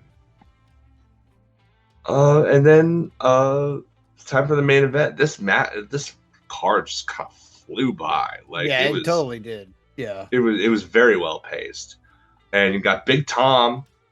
Tomohiro Ishii versus Andrade El Idolo. Yes, please. Yeah. A guy who concentrates on neck and head versus a guy whose neck and head cannot be hurt. Let's go. Let's do it. Yeah. Let's do it. You know what my favorite move of this match was? Is that rising uppercut elbow that Tom does. Oh, yeah. Like, he doesn't, nobody does something like this. He throws that motherfucker. Ishii. Like, nobody throws an uppercut elbow that I've seen. Like, I don't think I've seen anybody do that. But because he's only like 5'7", like literally like 90% of his opponents are taller than he is. Yeah. So he kind of has to go up, and he throws his entire bowling ball body into it. Oh, yeah. And, like, it just looks like it would just completely, like, smash every single one of your neurons. Oh, yeah, yeah. When you get hit with it. He throws that motherfucker all the way from his butthole. Like, he's just I love Tomohiro Ishii is so good because he wrestles so much bigger than he is. Yeah. And he makes it work. But it's believable. It look at the fucker, you know? Like, yeah, look at him. Would you want to mess with that guy? I wouldn't want to mess with that guy. I've got about 5 or 6 inches in height on that guy, and probably about 40 pounds because I'm getting a little chubby. But, like, dude, I would not mess with that guy at all. Yeah. Like, no way. Not at all. No fucking way. I am giving that man his space. Yeah. If we're walking on the same side of the street, I'll cross the street. Fuck it. It's so simple. It's an elbow uppercut. Like, it's not like a super duper fancy move or anything. But like you said, he throws his entire body into it, makes it so believable. Like, I know it's a weird thing for me to obsess over. I concede. No, that. it's not at all. But Like, he throws the best elbow in the fucking business right now.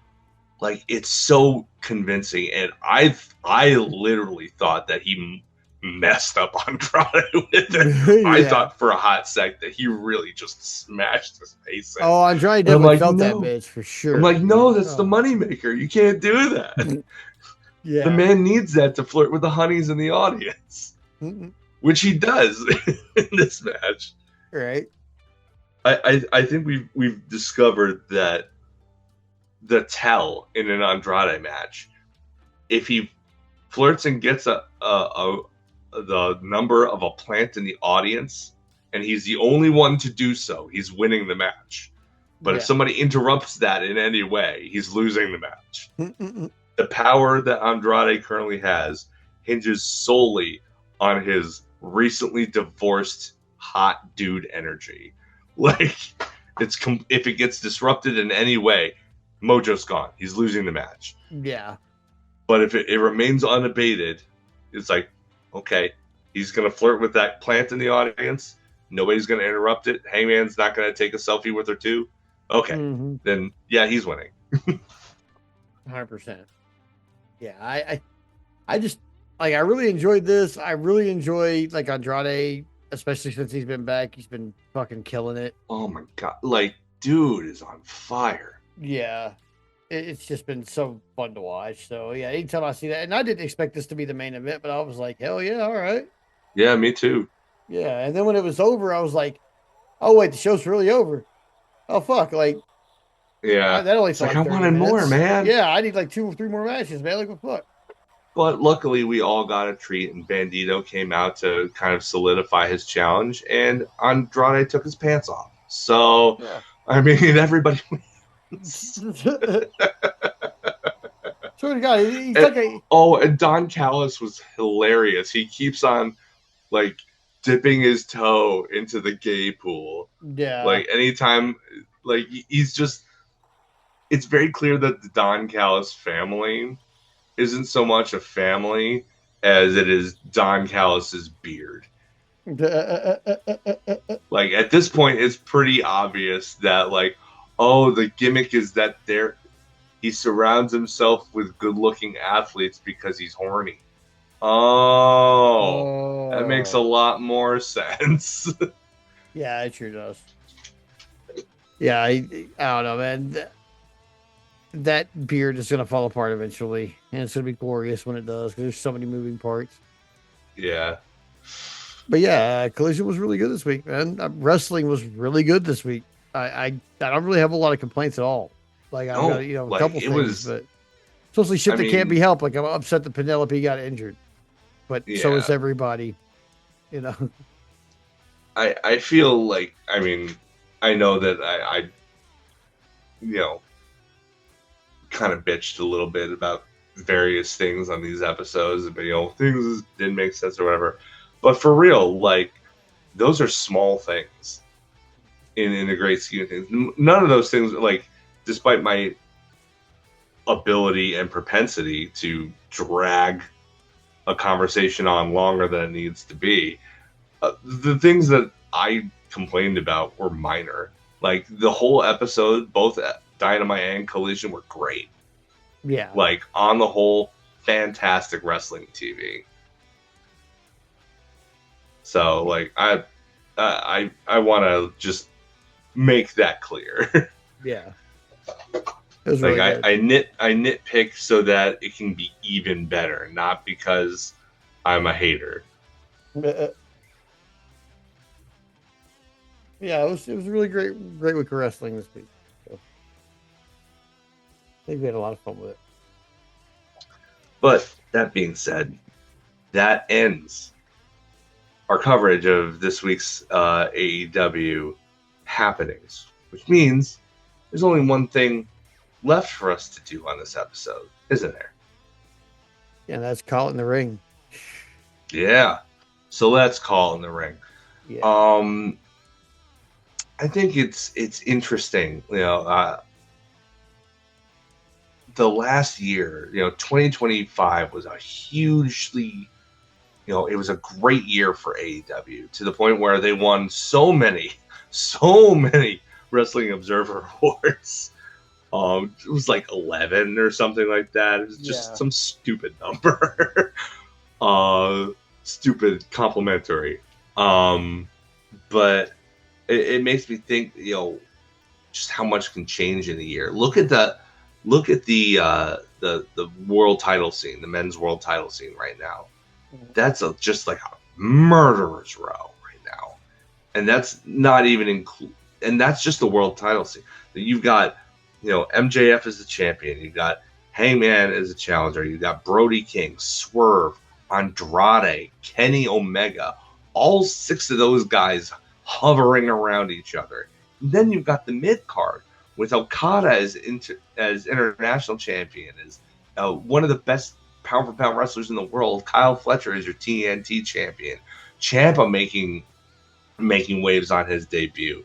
You've got Mark Briscoe in the mix. You've got so many freaking guys. Mark Davis is coming up. Yeah. Such an embarrassment of riches right now. And a lot of those folks were, elevated over the past year. Like there was a concerted effort to do so. So it's probably an interesting idea to look ahead a year and see where certain people are on their career trajectories with AEW a year from now. Where do we think they're going to wind up? Like we touched on this a little bit. I kind of mentioned it with Zeta Steel. I think Zeta Steel in a year's time is probably going to be where Julia Hart was around the time that she won the TNT title. Yeah, probably. I mean, she's on a really good clip. She just showed up a few weeks ago, and already, like, I know I'm impressed, and if I'm impressed, I know TK's impressed. Yeah, like he's much more hands-on, and he's closer to the situation than I am. So, like, I can't imagine that he isn't racking his brain trying to implement plans for her in the coming year. Yeah. I say by year's time, she's at least tag team champion with Layla Gray when she comes back. I bet that they'd make a push for that. Yeah, I would think so. Just, I mean, you do good work here in your spot, and if she continues it, I mean, we need more tag teams. So it's true. It's very, very true. Yeah.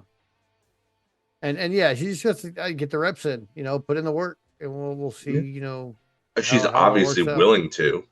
Yeah. Yeah. She just hasn't had a lot of TV time. I mean, she had like a couple of dates right in a row, and then nothing for a while, and then again Saturday, and then nothing for a while probably. So as long as she follows the Swerve route of just doing whatever Tony asks of her and not complaining and just being willing whatever he needs, she's gonna get rewarded, and I think she's gonna be a big beneficiary because like she's like almost there, man. Yeah, I know I keep gushing, but she really is, for a very recent sign and kind of still green. She's still very, very impressive. Yeah, how like usually the wrestling part improves first because that's what's taught. You don't really get taught like the intangibles, the character stuff in wrestling school. You get taught the basics. You get taught how to work a match. You get taught how to take a bump, how to sell, how to powder, how to the mechanics of a match. You learn that, and not stuff, so much the mechanics of a character. Yeah, the rest is kind of on you. Like she's got so much personality. Like she already kind of has her character down. Yeah, and it's like, for someone so young to already have that aspect of her game down is kind of extraordinary, really. Yeah, it is. It is. So I mean, she's gonna. I mean, like, this is a fish to water situation. I feel like they're going to strap the rocket to her as soon as they get the opportunity. Yeah.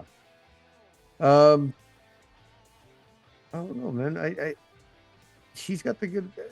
She's gonna have a great opportunity, I think, coming up. I think there's a lot of other people that'll be kind of in that same boat as her, because there's a lot of people kind of hovering in places where I think over the next year they're gonna kind of move further into as other people cycle out to different divisions. Right. It's like, obviously, like, I feel like, especially in like the TNT division, there's gonna be a lot of mobility. Yeah, like, because there's a lot of people who are in there now, Fletcher, who are probably going to change divisions in the next year, and then there's a lot of people coming up from under who are going to be solidly there. Yeah, you know, and like, honestly, I think in a year's time we could be seeing Kyle Fletcher world champion. Yeah, we could. I think so. I feel like there's a really good chance that you put the belt on Ospreay in Wembley, mm-hmm. and a really good chance that the guy to take it off him is Kyle Fletcher. Yeah, there's a good chance of that. I think Andrade really might have a good chance of it also. Me too. Yeah, I mean, he's in the conversation for sure. Yeah, we may even see Andrade be world champion like before Ospreay, like somewhere like maybe in the mix. Wembley. So there's a popular theory going around on Blue Sky right now that they might just, given the depth of that scene, that Tony Khan might opt to kind of hot potato the title a little bit, because everybody's so credible that it might not actually hurt the credibility of the belt, because every single one of those is somebody who can absolutely go and wear that belt and be credible as champion. Yeah. I don't know if I subscribe to that theory. It would fly in the face of everything that TK has shown us about his booking style so far. Yeah, he likes long reigns. I as long as, I wouldn't necessarily even mind it, as long as we still get the end goal of Ospreay winning in Wembley. Yeah. I feel like that needs to be the end goal. If he's healthy, I feel like you have to do that. Yeah. You have to do that. You have to belt him up, and you have to do it in front of tens of thousands of people in his home country. Yeah. Coronate that man correctly. Mm-hmm. Yeah, I think Ospreay definitely gets it at Wembley. And how the year goes after that's kind of up in the air, but there's like so many competitors that can just jump in right there, or even beforehand, that we'll kind of see how that all works out.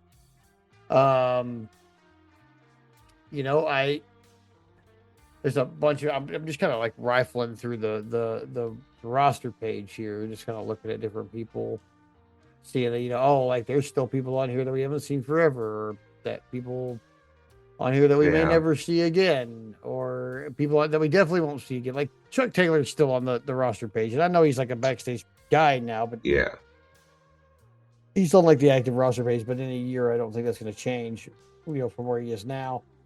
Whereas there's other people like, let's see here, Dustin Rhodes. Here's a good one.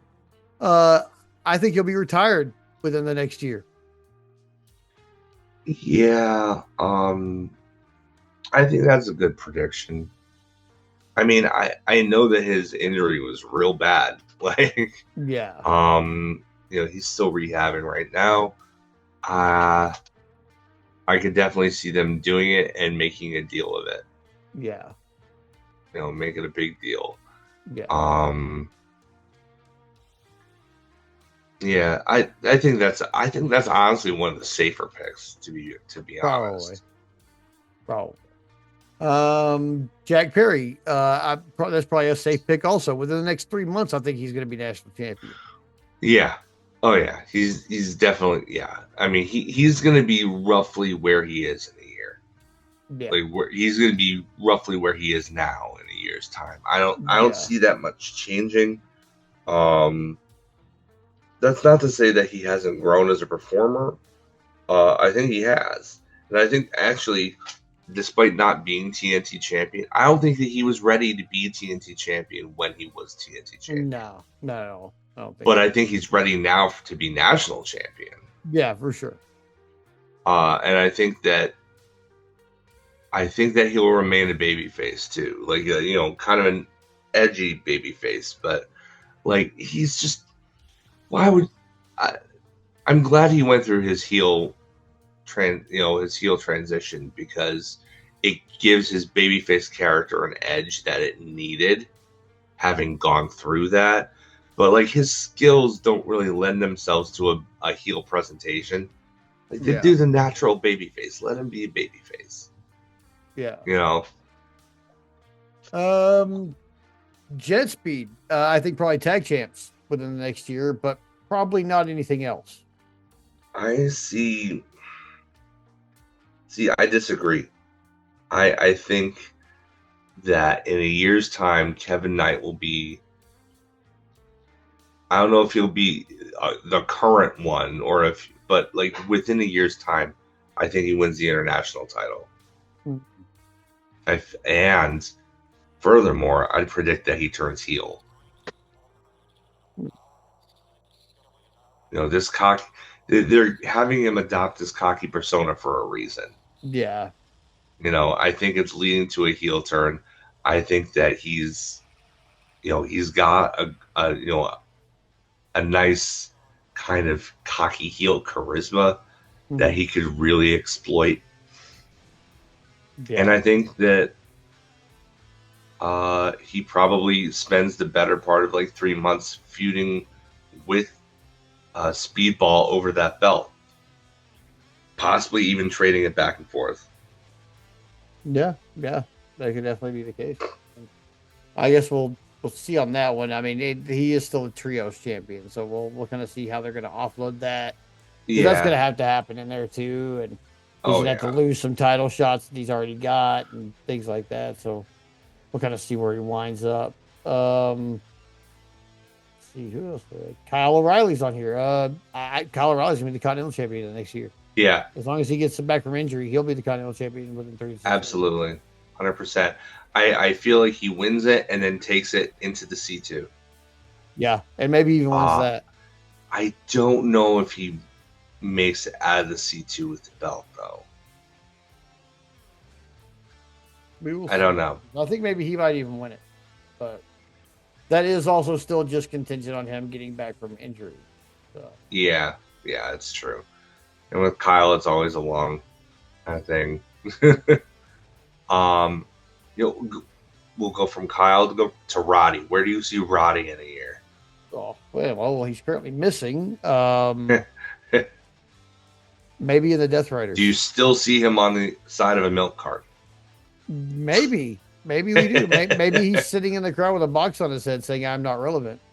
Yeah, maybe he pulls a whole. That's gimmick infringement. Kip Sabian's seething. I mean, who knows? But I mean, I'm kind of wondering where the shoe's going to drop with him next. Yeah, I say in a year's time, I say that he's moved into a more like he's going to be the gatekeeper guy that TK relies on to get new talents over. Mm-hmm. Put them in their paces. He's going to be, you know how Vince McMahon would put new guys in the ring with X-Pac. Mm-hmm. And X-Pac would be the gauge. And then he would ask X-Pac, okay, what do you think of this guy after having been in the ring with him? And then he would give him like a thumbs up or a thumbs down whether he thought that they were going to work out. Yeah. I think he becomes that guy for TK. Possibly. And I think that in the interim, here's a spicy take for you. I think he joins the Death Riders. I hope so. Before they eventually break up. Yeah. I don't see the Death Riders lasting the end of the year as a unit. No. I think that it will have run its course by then. You could argue it's already run its course. Yeah, you God could. knows I've argued that. But yeah, I think in a year's time, I don't think the Death Rider is going to be a thing anymore. No. You might see people remnants of it. Like I could definitely see Danny Garcia and Wheeler Yuta as a tag team. You know, whether they're together in the Death Riders or not is irrelevant. I could definitely see them in a year's time tearing it up in the tag division. Yeah. You'll in the next 365 days, new international champion Mascara Dorada. I could see that. I don't see him holding it for long. No, but I definitely see something like that because you're gonna want him to cut promos, and dude doesn't really speak English a whole lot. But I could definitely see him as like surprise champ that they put on him for like a month, have him defend it successfully once, then drop it back to somebody else. Yeah, I could definitely see that. Absolutely. Yeah. They are gonna want to do that with one of their what do you call them? They're double signees, they're co-signees with CMLL at some point too. I think that's the logical progression of the partnership with CMLL. Is you got to strap up one of their guys, to further cement that relationship in place. And I think that TK is way more than willing to do that. Yeah, like it's very clear that he treasures the CMLL arrangement. Yeah. He absolutely adores that partnership. So I think that the next logical step, and that would be the guy to do it with too. Yeah. Like as much as I'm a Big Etchicero guy, I would probably prefer it to be at Big Etch, but I think it makes more sense to do that with Dorada. Yeah, Dorada is just so fantastic. Like, yeah. What else we got here?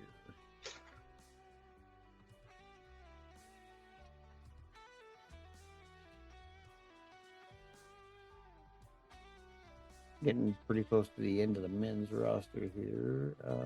We talked about a lot of these guys already. So women, Athena in the next 365 days will be a full-time AEW. She'd better be world champion by then. Yeah. Lordy. Yeah, what are we doing? Tony? You got 365 days, motherfucker. Clock is running. Strap up that lady. For God's sake. Like, come on. Yeah, for sure.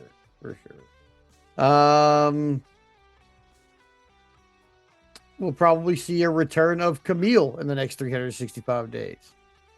If for no other reason than to promote her appearance on American Gladiators, whenever it is that gets, shown, released, broadcast, whatever you want to call it. Yeah, I'm not looking forward to it because it's just Camille. But I feel like you're probably on base there. We could have a women's Meat Madness match at this point. Ooh. Yes, please. I mean, they've got tons of Amazons that they can do that with now. Yeah, like they do. They've got like 2 or 3 ex-basketball players in Ring of Honor alone. So yeah. Here's where it gets interesting. Where do you see Toni Storm in a year? Oh. Right? They're running out of things to do with her. I would say probably at least tag team champions once.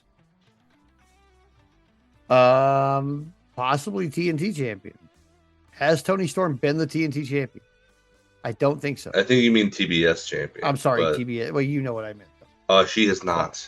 But yeah, so I mean, there we go. She hasn't been the tag champions yet. She hasn't been the TBS champion yet. So I mean, we have a couple things we can do. She's not been. Do you think that she'll be the first AEW Women's Triple Crown? I think she might be the first AEW Women's Grand Slam champion. Like, wait, no, there's only 3. Yeah, there's 3. Oh no, she could win the ROH World Belt at some point and be a Grand Slam champion. Yeah, but I mean, the TK Grand Slam. Yeah, if there's only 3 women's belts and she's only won one of them, then yeah, do I see her being like a grand, like a fucking home run champ, or a triple crown? Yes, absolutely.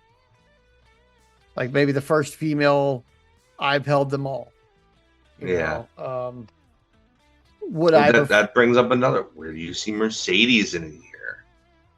at least world champion once? And I don't even like to say that, but I'm sure of it.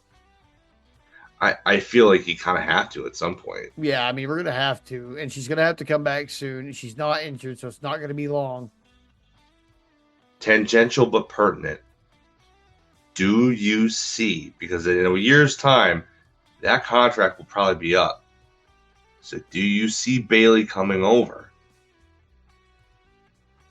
I could see Bayley coming over if the point of her coming over is to have the most epic beat the fuck out of each other between friends feud that Mercedes has, because she would have to be like, because we make her world champion, but even if you make her world champion, like you can run the gamut of the women's roster and she's beaten pretty much everybody. Yeah. And now she's world. If you're gonna make her something as big as world champion, it's gonna kind of have to be contingent on somebody as big as Bayley showing up. Yeah.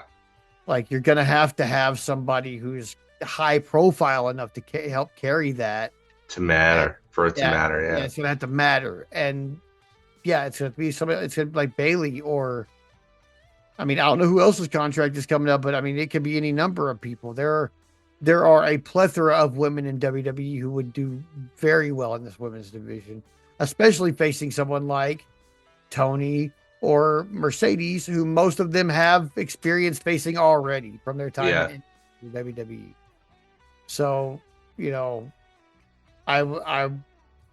but maybe it'll be just Tony and Mercedes over the world title, which I don't think we haven't really gotten, and is gonna be a good feud when it finally gets to happen. Yep. So we'll see. Yeah, where that goes. I really want Bayley to be in AEW in the mix. Yeah. But the longer this goes on, the more I think, I don't know. Because they're not doing it on stage, on screen, but they're buttering her up over there at the other place. Yeah. Like, they're having her, helping to, do agenting kind of stuff, apparently. Like, basically, it seems like they're grooming her for a post in-ring life in the company. Yeah, but she's not having much of an in-ring life right now, and that's what she wants. We all fucking know it. Yeah, like the more I think of it, though, it's like if they're trying to groom her for a backstage role, and her career, I guess it all depends on whether she sees her career as winding down yet.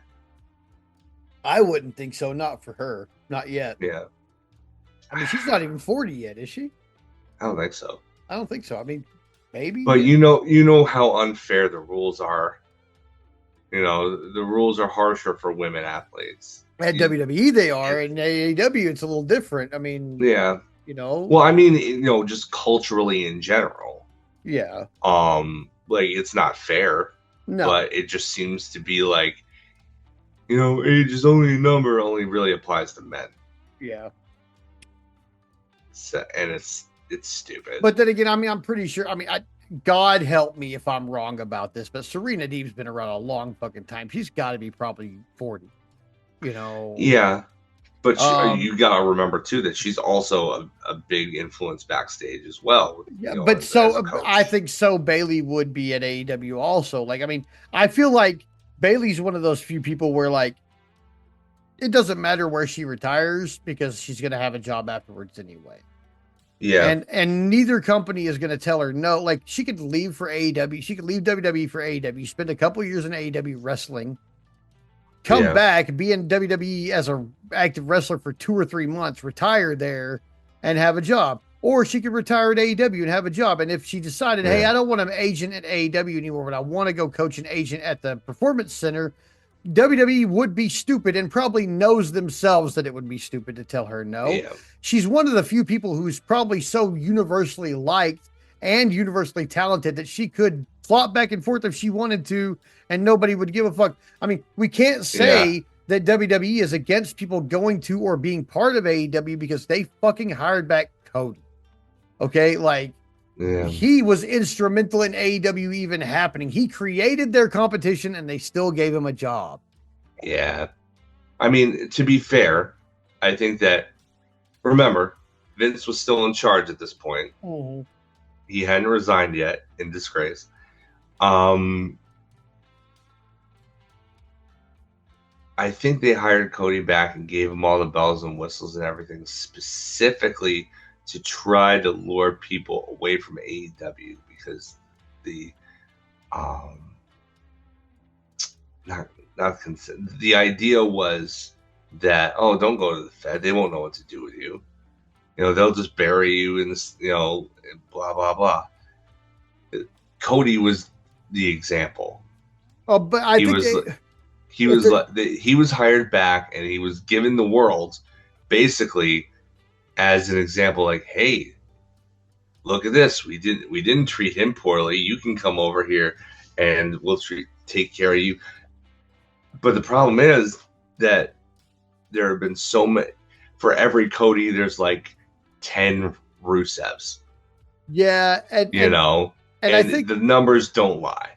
The numbers don't lie, but I also think that the big thing is like people like, oh well, like WWE probably didn't understand at the time that like Cody being the guy that they bring over and treat super well is a piss poor example of the people that they of trying to, because Cody, despite being an EVP, helping AEW come into fruition, creating the competition, and then being a huge part of said competition for so long, despite all of that, that guy, specifically that guy, is tailor-made for the WWE system. Yes, that is true. He is 100%, like the other people who have come from AEW to WWE are not built for WWE. Like Cody is specifically tailor-built. Like his daddy imbued WWE genetics into him. Like he is specifically crafted for WWE. That's where he thrives. I hate to say it, but like Cody is way bigger of a deal in WWE than he ever was in AEW. Yeah. I'm sorry. That's just what it is. Oh, no, that's unequivocal fact. Yeah. So I feel like that using him as the foremost example of who, of what we do with AEW people was just a piss poor example, because just like you said, you brought him over, they treated him with the bells and whistles, and then the next 10 guys that they bring over that who aren't named CM Punk, or was that before? Was CM Punk before Cody? No. Or after Cody? It was after Cody. No, it was right? after. So yeah, it's like, even except for CM Punk, who is now the world champion over there, or I think he's still the world champion. I don't know. I don't know if he lost. I didn't know if he lost in the Elimination Chamber or not. No, he beat Finn. Okay, so like, aside from that, and still, even then, Punk was a WWE guy first, and he's kind of tailor-made for WWE. I mean, that's kind of what he does now, despite being like the counterculture guy. Like everybody after that, I mean, let's look at it. Rusev came over here to wrestle more. Yes, he has wrestled more at WWE, but he hasn't had like a main roster match except for like that one-off Saturday Night's main event a couple months ago or something. He hasn't had a win. He's wrestled more, but he's actually still not on TV really. Right. Like he was in the back. He was in backstage the other day wearing a Rusev Day T-shirt, and I hear that got a pretty heavy pop. Good. But other than that, like nothing. I mean, Mariah NXT, fucking pretty much everybody else NXT. Like like who's showing up on the main roster from AEW and getting treated well after more? Like Jade. Jade's doing okay, but like she's chancing now. She's undeniable though. Like she's one of those people like Hobbs would be if they treat him right, but Jade, being a woman, by the virtue of being a woman who is built like way more fucking brutally muscular than most dudes, like, and still also being like thoroughly attractive, like she was undeniable in the women's division. There's no way you were going to be able to fucking fuck her off and not have it work, because you can just put her in front of the camera and it works. Right. Like, so yeah, I mean, they basically like to shit can even part of her momentum. They had to like fake injure her off TV for months. Yeah. And still, when she came back, it was right back to, oh yeah, this lady, like, yeah. So, I mean, we have 3 okay examples, and then everybody else has, I feel like, been ill used. So, like, I thought it was a piss poor example, but at the same time, like, we're going more over into WWE shit, but like, there's so many people in AEW that are going to cycle up over the next year to a new division, or cycle up to where they should be right now already. Like, Kevin Knight is already past the trios titles. Like, let's say it. Yeah. He's probably actually already past the tag titles, but we're going to have to get a jet speed title reign at some point. Maybe that'll facilitate his, his turn or something. But that also kind of leaves us where I kind of want to go to our conclusion, which is, when everybody on your roster is so fucking good that they consistently raise the ceiling of their own division, does anybody actually cycle up divisions? Because everybody is so good. Like, yeah, there's going to be your occasional, like, guy going from the TNT to the world and another guy coming from the world down to the TNT, because they're just flip-flopping where their momentum is for the time being. But everybody's so good. Like, if you keep raising the ceiling keeps getting higher. And then the guys who are still raising their own division are like, the division is raised and it's more legitimate, but the ceiling is higher. So you're just basically in the same place you were. I mean, that's when you've got the roster depth that they have. I feel like some of that's going to be inevitable, which means that probably, like, let's throw out the window the fact that we don't know when anybody's contract's up. Who do you see not there anymore in a year? In a year? Chris Jericho. Okay. Yeah. I mean, we haven't seen him there in like a year anyway. But I don't know. Like, there was so many rumors that he was going to be who was in the box. But we know how this works, and the internet kind of caught on, like, and understood how it worked all of a sudden after about a month ago. Things started to flip, where it was like a month ago, everybody was sure Chris Jericho was going to WWE.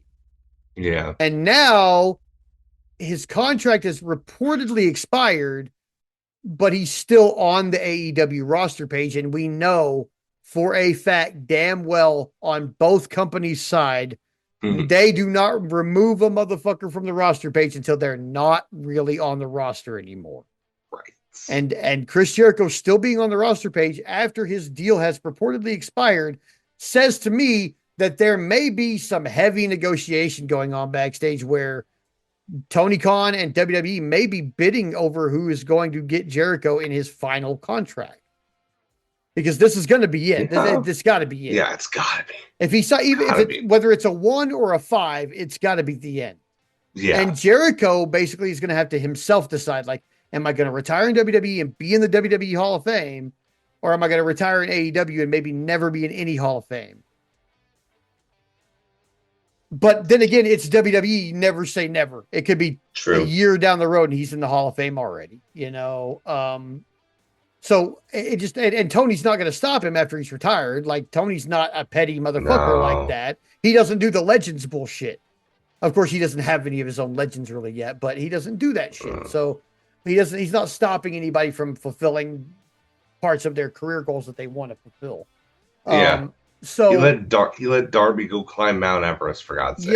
Yeah. People that might not be there in a year. I mean, there's always the obvious ones. Like Daniel Bryan could never wrestle again. We don't know. Yeah, so, but will he be in AEW in a year? Fuck yeah. He's going to be a commentator there for the rest of his fucking life, I bet. Yeah. I mean, and oh my gosh, what a revelation he is on commentary too. Like, yeah, this dude hasn't had much experience with it and he's a natural. He's so good. Yeah. there's other ones too, though. Okay, I don't want to be grim at all, but Darby Allin's career could come to a crashing halt at any given moment, the way he wrestles. Yeah. And I'm not saying stop, dude, do you, okay? But we have to face reality in that the way he competes could bring his career to a screeching fucking halt at any given moment. Just one bad step, and Darby Allin is no more. And I don't want that to happen. I don't want that to happen. But like we're talking about possible futures, and Darby Allin not being able to wrestle anymore because of the way he wrestles is always on the table. He's not the only one. He's just the most prevalent example.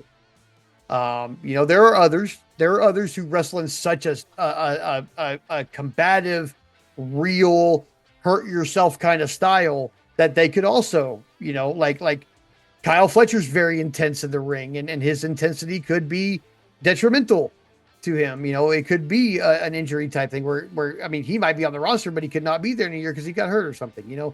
And no, knock on wood. I'm not trying to curse these people at all. I'm just saying, like, there are certain people, especially the younger guys, who wrestle so intensely that, like, you could hurt yourself, and we don't want that. It's just the reality of what wrestling is. Wrestling is a physical fucking game. Jeff Jarrett, like I said earlier, he may have already quietly retired. We just don't know it. Yeah. Because he was doing that last Outlaw run, and that just kind of fizzled out and died, and we didn't hear anything else about it. And so he could be gone already. He could be retired already. Do I think he would have retired without Tony Khan giving him some kind of ceremony or something? I find that kind of odd. So I'm kind of holding out that we may see Jeff Jarrett again on television. I'm not excited about that prospect, but I do think, like, even at least for a retirement ceremony, we might see him again. But in the next year, I think he's probably gone for good from wrestling altogether. Yeah. Jay Lethal might retire in the next couple of years. He's he's right there in that same age range as, AJ and some of the other guys who are kind of calling it quits while they can still fucking walk. And I don't blame any of those guys for doing that either. God, no, it's their decision when to retire. Yeah, if you want to be 70 and able to use your feet and knees, retiring around 40 is probably a good fucking idea. Yeah. Because if you look at anybody who continued past 40, their health only got progressively worse and worse the more they wrestled. Ric Flair, Hulk Hogan are perfect examples of that. Mm-hmm. Like, those guys wanted to keep their top spot for so long that it ended up, it's like, wrestling, the negative effects of wrestling probably killed Hulk Hogan. They're probably going to kill Ric Flair too. Well, complications I'd say it was probably from more of the, complications from the life. I think it was the tangential thing. Well, yeah, the tangential things. Like, who knows if he had been on the gas if he had never gotten into wrestling. But I guarantee you that years of steroids abuse definitely contributed. Mm-hmm. To his death, for sure.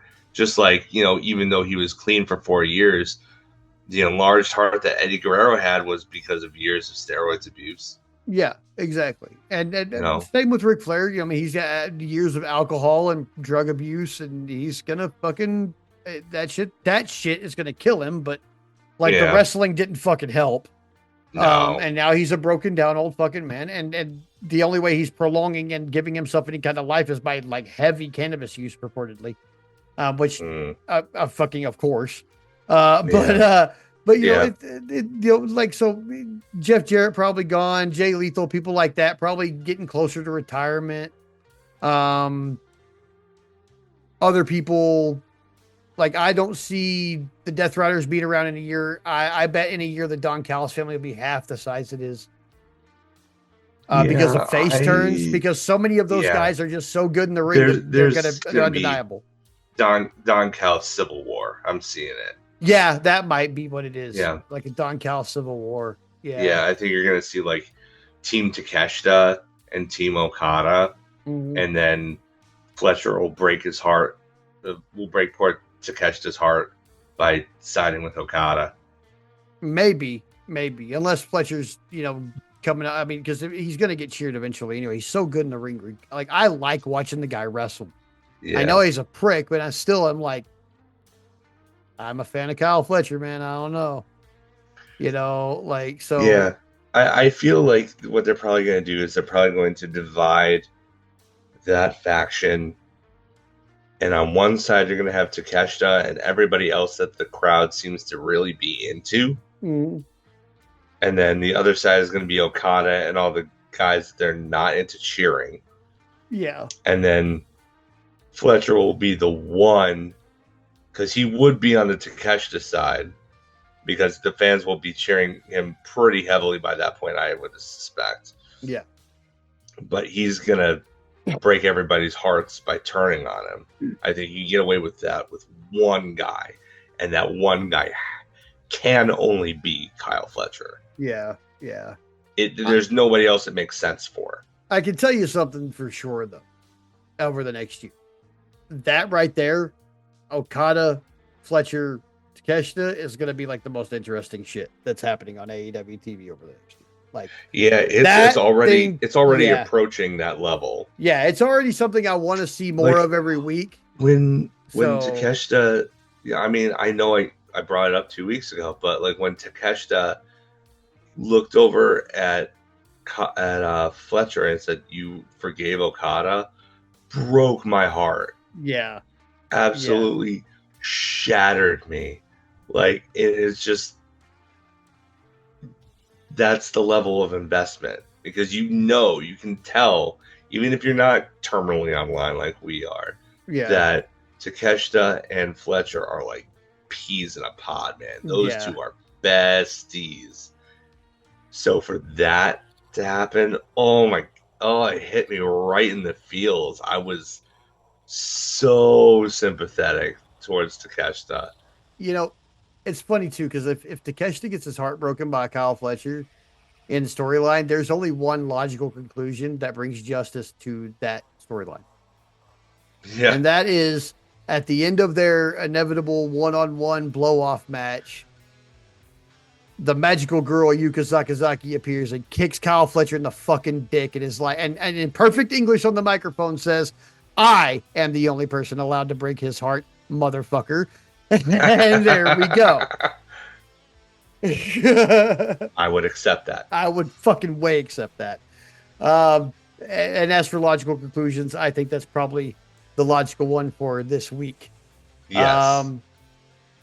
Thanks again to our sponsors, Weirwood and Team Disaster Plan and Prognostic Pedals for the nice, wonderful background music you guys have been hearing all show.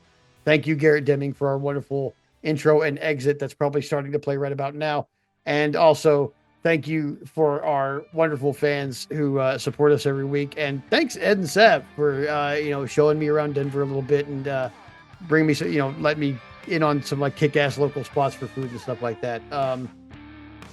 It's been a great week of wrestling. Really stoked on this week of wrestling. Can't wait for next week. Can't wait to come see you guys again. We love you. It is an increasingly shitty world out there. Please keep your head on a swivel. Please be very careful. And as always, fuck ice. Yeah. Peace. Peace.